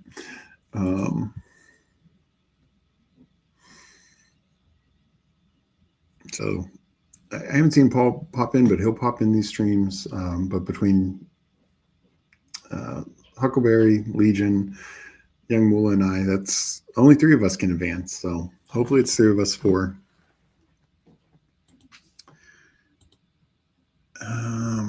11 spots.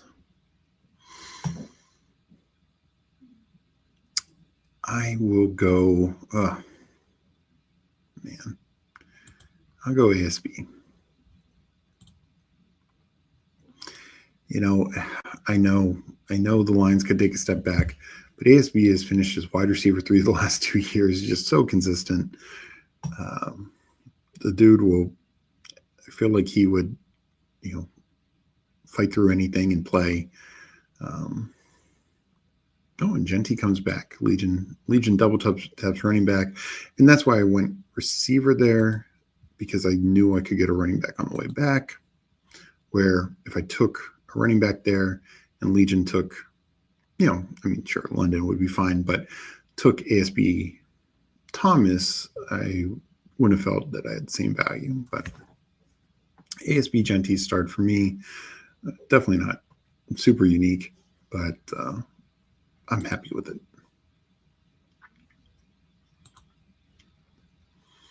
Yeah. No, I like Gibbs quite a bit. Like I said earlier, the top 6 guys I kind of take. Like I don't really pull anyone up into the top 6, and kind of it's gotten to the point where CMC at 7. Honestly, the top 7 guys are not really changing too much right now. Every now and then I might pull up like Neighbors or Nico a bit, but that's about it. I'm not trying to get too cute up top.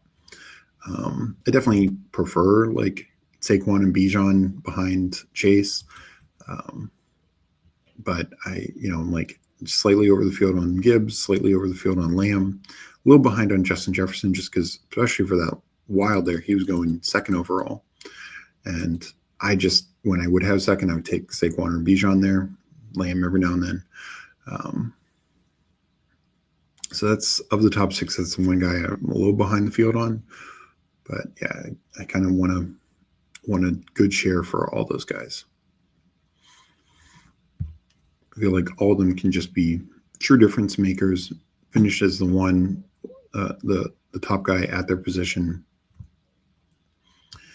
And that's why I just don't see much of a reason for me personally to fade them. So up in 7 picks. So Lamar, which is a fun pull up, because they also play week 15, Ravens, Bengals. I've done it before. I know Huheim's talked about doing a few others. I think Pepper Tony, Herzig takes another elite, which again in this format. Also Allen, Saquon, week 17, so there's a little correlation mixed in there. I definitely like the Saquon Allen combo, first, 3rd round combo. We'll see what I get at the 11 spot.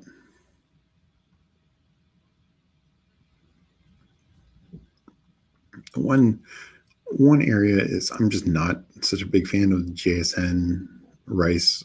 I think he should fall more. Hall, Kyron at this current ADP. So tough for me to get excited about taking one of them. I've done a lot of Kittle. I don't know if I go Kittle here. Maybe I'll take Kyron.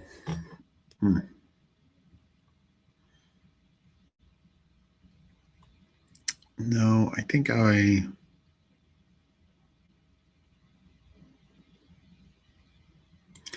just take Kittle. I know I have a decent share in higher dollar contests, but I also think he's worth it, and will allow me to stop at 2 tight ends, which I generally prefer. We'll see what Paul does here.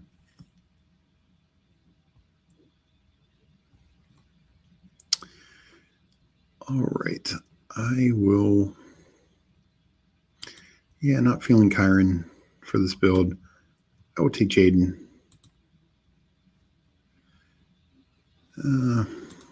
Yeah. It's weird. Jaden's been falling a little bit. And I'm already 13%. My hesitation is more, I've done this before. I've done Jaden, Kittle. Can't say if I've done Genty, ASB. But let's just see.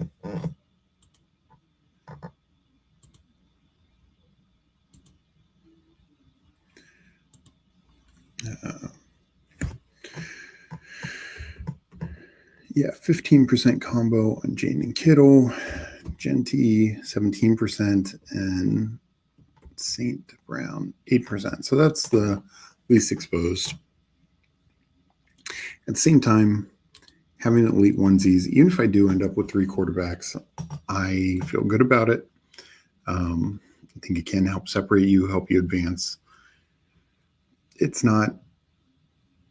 There's just also nothing else there at that turn that I really liked. Part of me considered pulling up Hurts just to make it more unique, but at the same token, $40 league, 10 max.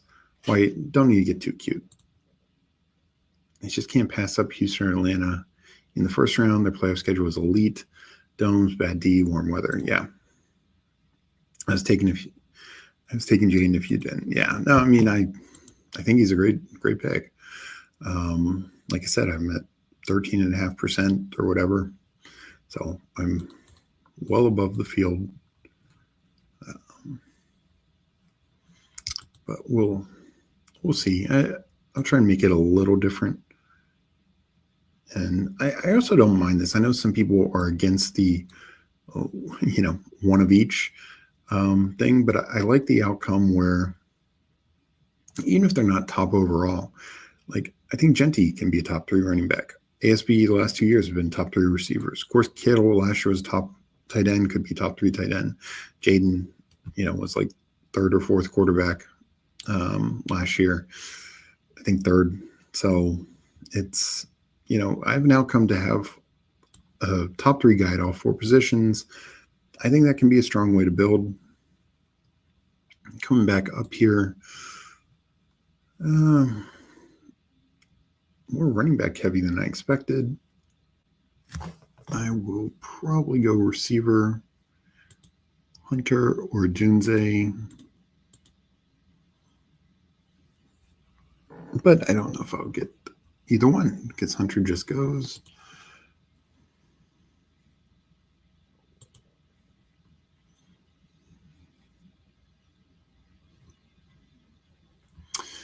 See what Huckleberry does here.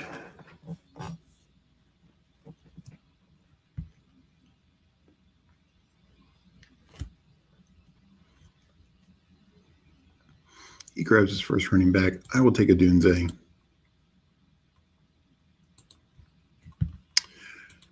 And I think here, Debo in play. Lave, don't have a ton of. Could go Connor. Legion pulling up Pearsall. Generally like that. I'm considerably higher on Pearsall, but I'll go Debo here. Not that I think Terry's going to get traded or anything, but Debo's just looked good in practice. I think they can be very creative with him. I think he's a fun stack with Jaden. And, this is nice. Also, there's, the week 17 bring back to the Rome and Kittle.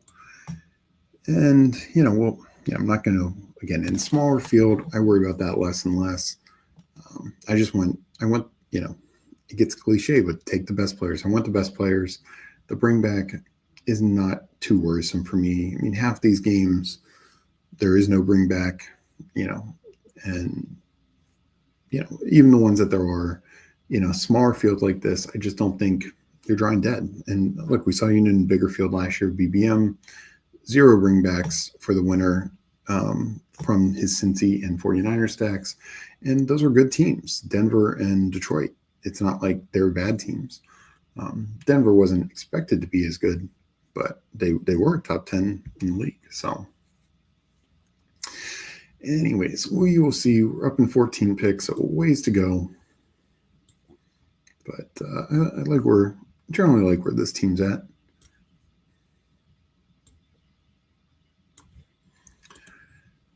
All right. So just looking at what's out there. Peanut Punch, 3 receivers in the first 4, but then came back with Cook. Nice falling value there. I'm not worried. And then Addison, solid pick. Herzig, running back, quarterback early, double anchor, and then 3 straight receivers. Young Mula, GAB, Gibbs, Bowers, Hampton. So kind of similar to elite running backs. Onesie, elite guy, and then 3 receivers. I really like Jameson Williams and DK. Judy I took in the last one. Not as high on him, but it's a solid receiver room.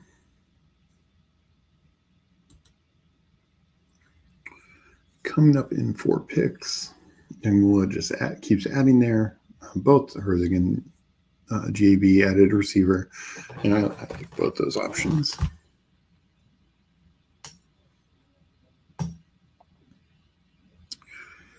So coming up here,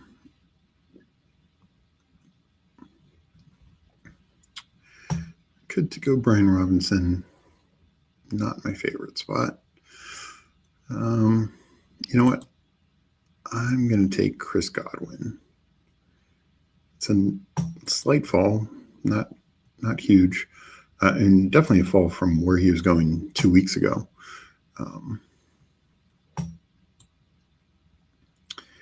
And I don't think Chris Godwin is a bad option. Not going to go. I'm going to go Josh Downs. This is a bit more, just anchor RB than I typically do. I think I will catch up there. Probably at least 6 running back build, maybe 7. Taking Rice, he's shooting for upside. The other 3 get out of the prelim. It's a good bet. Yeah, the Rice pick, what I will say is, I do think with it being a 3 of 12, your odds are a little better, of course. The concern though is if it's a 6-game suspension with Rice plus his bye, he's not used for half the regular season. So I get he's taking other guys. I guess my issue is I'm not super high on DJ Moore at his current ADP, not super high on Juwan Jennings at his current ADP. Do I have a little exposure of both? Of course. But it feels like those are 2 other riskier guys. And maybe Jennings is good early while Ayuk's out, and then he fades late and Rice comes on. So I get some of that thought process, but I do think you run a risk of, just not advancing when you're spending that high of capital on Rice, because like I said, if he's missing, I know he fell a little past ADP. Herzig got him where 53 was that what it was? So I think that's good. It's better than the top 4 round ADP that he'd been currently going. But anyone else who's going to miss that much time is going to suffer even a greater ADP drop. So I think it's still a little risky, but it's also, I get it. Herzig is, with all his volume, I'm sure he's fine assuming a little risk here.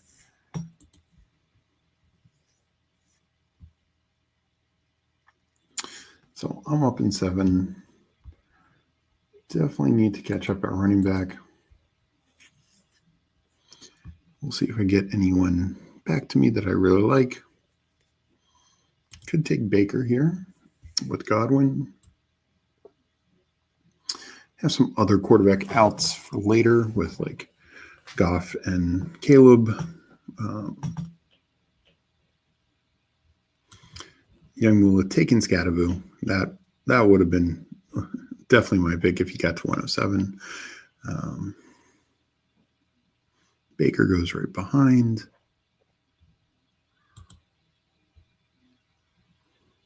Yeah, running back died off. Not ideal.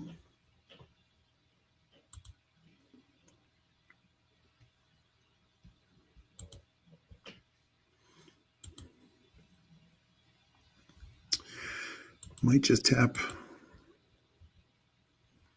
my second tight end here.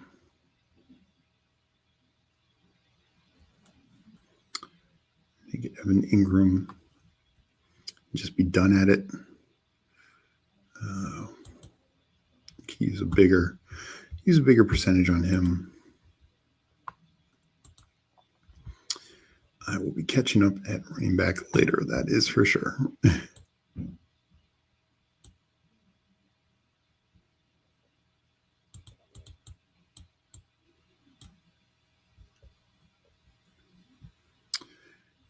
So no more tight end. Not going to take Bo Nix, same buy as Jaden, obviously. We will just pull up Caleb, which is, that is ADP. So Jaden, Caleb, get the first 2 picks from last year's draft. Pretty good room to start. Likely we'll add a third at some point if it makes sense. And that's why I went Ingram there, just to knew I'd get a quarterback back, whether it's Fields, May, or Caleb. So no more tight end. Mainly going to be focused here. Yeah. Kelsey is one I have lower. I have him at like 120. I have very low Kelsey just because he doesn't fall to that range. It's tough for me to take Kelsey ahead of like Ingram. Take him, ahead of Andrews for sure. I just can't. So I need to find a way to get a little bit more Kelsey. I just worry that he, you have some key usage and maybe give you a couple decent weeks, but probably just see his targets drop by 20% or something of that nature with, assuming Hollywood's healthy and all this, and even Noah Gray there. Little tough for me to get behind Kelsey too much. I like the Chiefs having a bounce back offensive year, but I would just rather do it through Worthy, Little Rice, Pacheco than Hollywood. Of course, a lot of unknowns there right now with Rice and Hollywood situation. So coming up, 2% Kelsey with Mahomes, there would have been, yeah, I gotcha. And I guess the other thing is early tight ends, kind of through the Ingram range. I don't mind, even if that's my top one. I mean, here I took Ingram as second, but those early tight ends, I usually am good stopping at 2. Hawkinson and somebody, Laporta and somebody. Usually if it's 2, I like it to be within the top 20, the other tight end to be like at worst a stranger Ertz.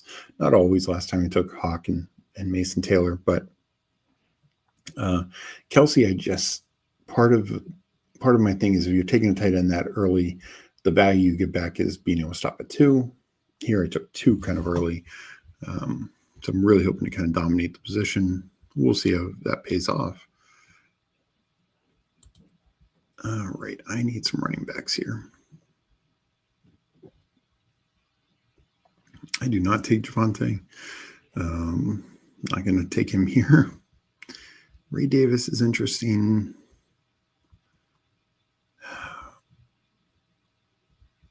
I will go same buy as Genty, but I will go tank. I'm taking at least 6 running backs.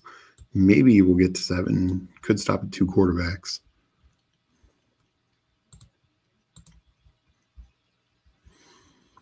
I'm going to go Ray Davis.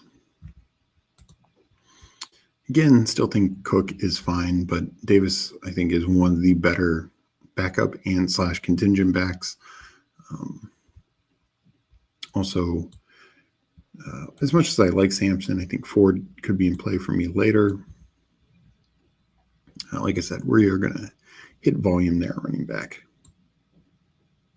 It's not a true 0 RB build because, of course, I have Genty as the anchor.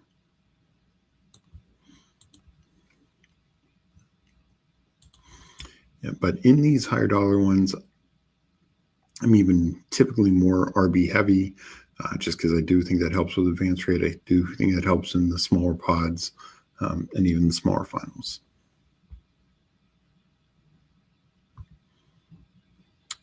So Herzig's he's on the clock now. It's at 225. He takes Sampson. Solid pick. All 3 week 9 buys. I mean, I can't say too much. My top 2 guys are week 8, and his, he at least has 2 like elite running backs. But that can come back to bite you. If you end up with almost 0 points from your RBs that week because your top 3 guys are on the same buy. Oh, Leo, nice. You're in the 7th hole. I knew that is Fredo, 1973. I guess I didn't realize that was your name, Leo. But good luck to you as well. Hope you're doing well. Appreciate you joining me in here. This is the second Husky I've done. Did 5 Pomeranians to start the stream all at once. That was a little chaos. But now hitting up these Huskies. And this will be my 3rd one completed for the Husky 2. Definitely going to max it. My favorite contest structure, I think by far. Would love to see a few more contests have these like 3 of 12 to start and still good advance rates. Even if the finals are a little bigger, because like the Husky and the Chow Chow, the Husky finals are bigger than the Chow Chow, but you just have a better advance rate through the first 2 rounds. Chow Chow has a better semifinals advance rate. But I think I'd rather take that and, of course, all your money back if you max and just get one finals team. Not taking Garendo with the injury. I like the Braylon Allen game pulled up. That I think is a very good pick. We will go get our 6th receiver here. Demario Douglas. Got a lot of good buzz. Also, he offers a different buy. I could stop at 6 receivers. 6 different receivers, 6 different buys. Maybe I'll tack on a 7th. I think a lot will depend on how I feel at quarterback, if I feel like I need extra running back help. I think we will go Eckler here as part of a team correlation bet. And I think he's one of the safer guys in this range, where I like a number of these backs. Eckler, I think, makes a lot of sense for my build.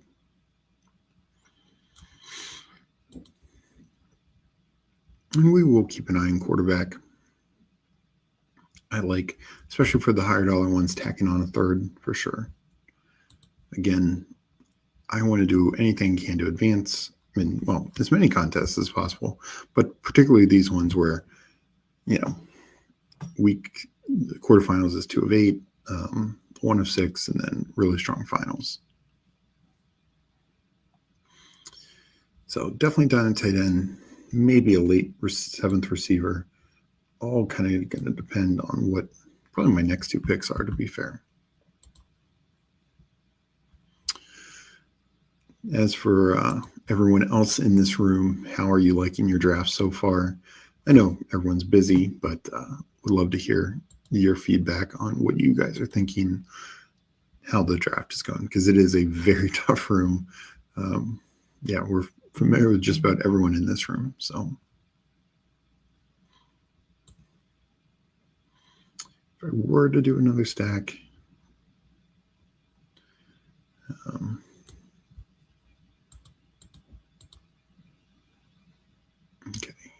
must have missed where Anthony Richardson went. Oh, there it was. Young Mula got him. Gotcha. Originally, I thought about that with Josh Downs, but not an option. Not surprised, but that so no clear stacks left. You could tack on like Genty Gino, make a case there, but we'll see what comes back to us. And Gino just goes so.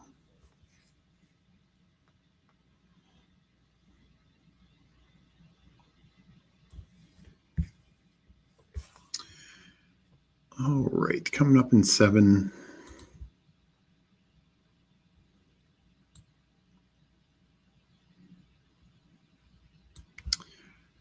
And mainly looking running back. I don't mind it. I think Mahomes is a bargain if you believe in bounce back. Yeah, I do believe in Mahomes and the Chiefs in general. I also started 4 receivers, so I like that. Taking some risk in this brutal room, got to have some upside edge. Yeah, no, it's tough. Yeah, I think expecting to get like perfect stacks and correlation, not going to be easy in a room like this.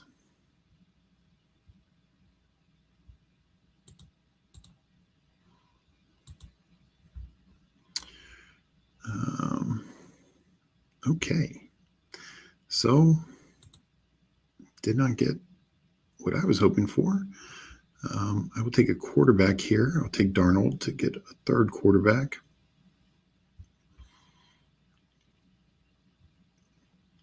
Running back a little picked over. Don't love the Rico Dowell.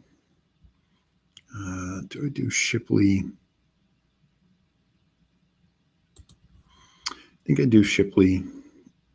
One of the best contingent plays out there.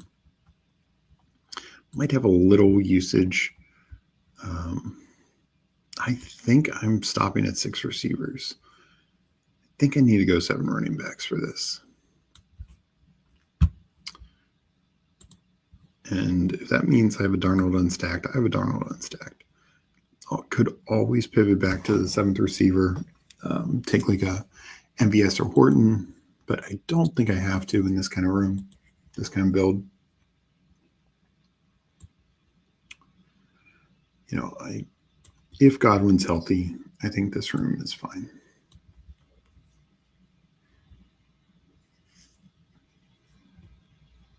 I feel I need to catch up a running back.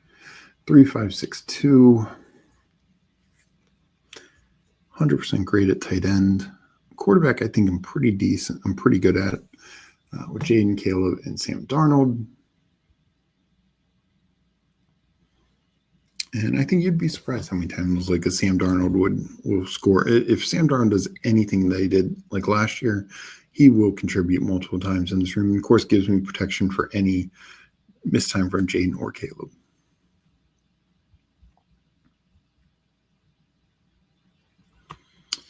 Could consider Monangai late. Let's see what gets back to me. And I just might have to take receiver if there's literally no running backs I like.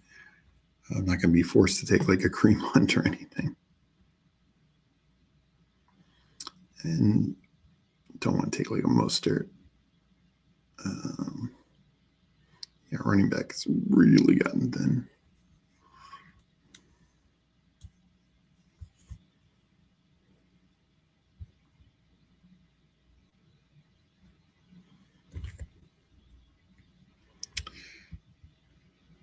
Yeah, we will see.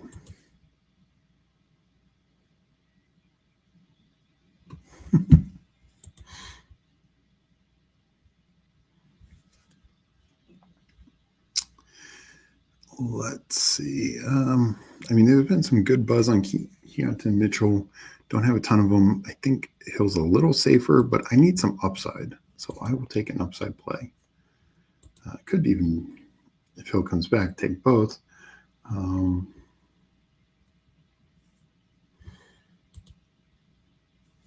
We'll look at receiver. There's the familiar names. Legion taking Joe Flacco. I actually think that's not a bad call. I I think both Russ and Flacco are in play for this.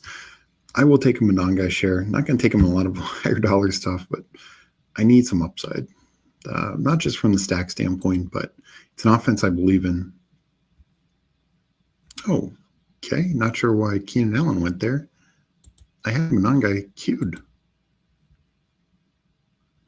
What the hell happened there? Huh.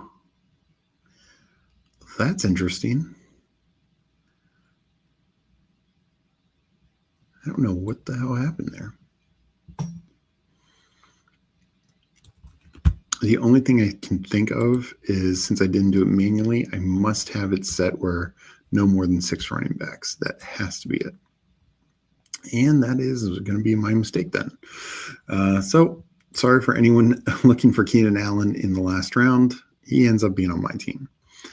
Don't totally hate it, assuming he signs somewhere. I think that's a good value pick at 206. Running backs, a little thinner than I like. Let me catch up with chat. Whoa, pass it on your boy Thielen to snipe me at Darnold. Yeah, I didn't even have wide receiver open. So where did Thielen end up going? It's wild to me that he's still falling. So you took him at 180. And 180 is so insane. That's such a value. You grab Rodgers. We will look at everyone's team after this is done. Since we had so many fun people in here. Yeah, I don't need to change my settings for sure. Yeah. Damn, one of Mark's on this roster. Strange that my last pick got frozen. Huh. They're not having more issues like the other night.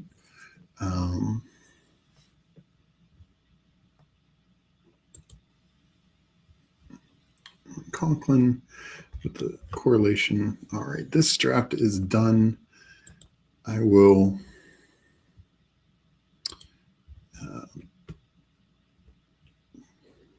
go over it real quick. It's my third Husky too. We already went through my team pretty well. Don't have to focus on it too much. I think the wide receivers are very strong, especially with Keenan Allen. Tight ends elite, quarterback good, running back a little thin. Obviously need Genty and Bigsby to be great, and then some other guys to hit. But we'll see. Didn't see Paul come in or Herzig, not that I expected them. So we'll just go with the people who are in chat. If I did miss you, let me know. I will happily go over your roster. So GAB, Young Mullah going, Goff, Richardson, Shador, Gibbs, Hampton, Scattaboo, Spears, Benson, Taj Brooks. Good. A lot of young running backs or guys with contingent upside to go along with the two, like double anchor. I think Scattaboo's going to be pretty well established as well. JMO, Metcalf, Judy, Reed, Higgins, good solid top 5 receivers. Leggett and Pierce looking for some upside, some spikes. And then Bowers, Fannin. If you believe in Fannin, I don't know if I'd do him a lot of 2 tight end builds. But I know you said you want to get unique, get different, shoot for some upside in this room. So I get it. Got Fredo. That's Leo's team, I believe, right? So Baker, Herbert, Hubbard, Swift, Jones, ETN, Bayshell Tootin. So taking 2 shots at the Jags backfield. Ideally, at least one will produce. I have the other guy, Bigsby, so I'm hoping it's not a Bigsby's expense. And Roshan, that's a good pick there. Puka, Ladd, Garrett Wilson, Terry McLaurin, really strong wide receiver group. And then finishing off with Tillman, Knoll, Tutu. So elite right there. And then Goddard, Hunter, Henry. And then, Tyler Conklin. I haven't taken much of him, but I think I probably need to. I think he is going to be the starting tight end for the Chargers. Disley will work in a little bit. Not really betting on Gadsden right now. I'm your Huckleberry 3663.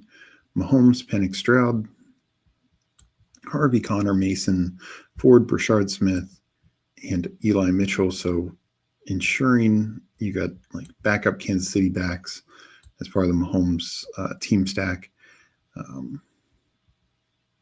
I've taken Mitchell a couple times. I take Smith a pretty decent chunk.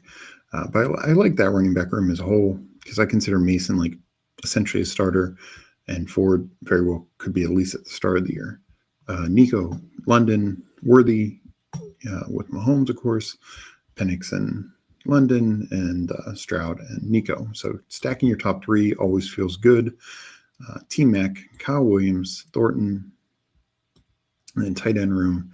The double rookies with the vet, with the chaperone who does stack correlate. There is, of course, the camp reports that, Stover could be eating his way into his workload. But, late round pick, Schultz with the stack, I think is still fine. And even if he ends up mostly zero, you got two tight ends you should feel really good about. Then finally, Legion in here. 3-5-8-2. Guess I stole Darnold from him. But he still ends up with Brock, Rodgers, and Flacco. So likely three starting quarterbacks.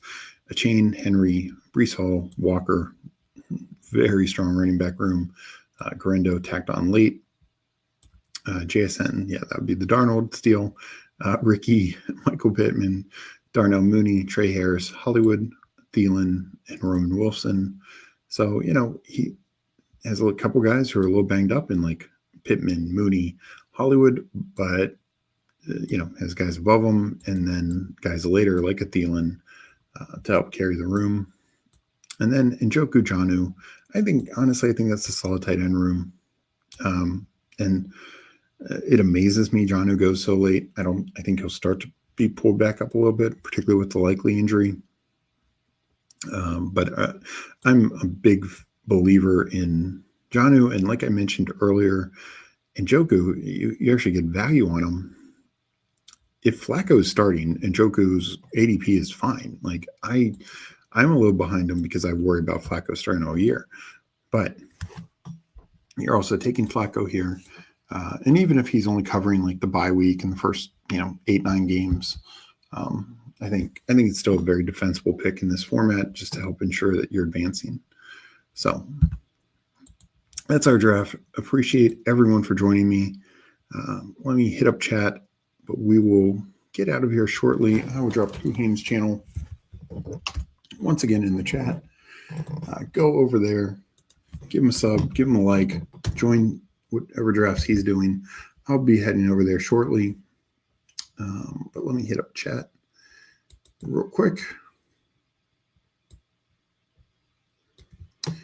Yeah, I think for me it was a positional limit thing because I'd set positional limits when I was doing the fast drafts. And I think I set running back at 6 because I just don't want to have like a 7 or 8 running back team unless I wanted it. I always forget, and I kind of wish they'd change it, but I see why they don't. I always forget, like, you can manually take the player. So if I had manually clicked on Monangai, I think that's what would have been okay. But just because I start them, I can't time out on it. Yeah. It doesn't pick from the queue. Yep, exactly. Tough room. Didn't love my draft. And sitting next to you is no picnic. Well, I would take that as a compliment on your Huckleberry. And, I always enjoy drafting with you as well. You're a sharp drafter also. All upside tight end room. Good stuff, Steve. Great draft experience. Good luck to you all. Appreciate it, JB. Right back at you. Kelly saying she enjoyed the content. Always appreciate seeing you in chat, seeing you in drafts as well. Thank you again so much, everyone, for the likes, for the support. Leave a comment after the stream. That helps as well with the algorithm. Really appreciate it as well. And yes, as Mike's saying here, I'm the king, but down with Herzig. Herzig did upset me in Ball Jeopardy. So it would be nice to have a little revenge in advancing from the Husky against him. But no, always love Herzig. He's a very sharp and appreciate what he does for the community for sure. So no hate at all, but no, Love it in jest, the competition. And thank you again, everyone, for the support. Like I said, I'll be going over to Who Games channel. Andrew and Justin will be on later tonight, so be sure to check out their show. And I will catch everyone later. Hope everyone has a great rest of the day. Enjoy drafting. And yeah, let's keep talking ball and having fun. Have a good one.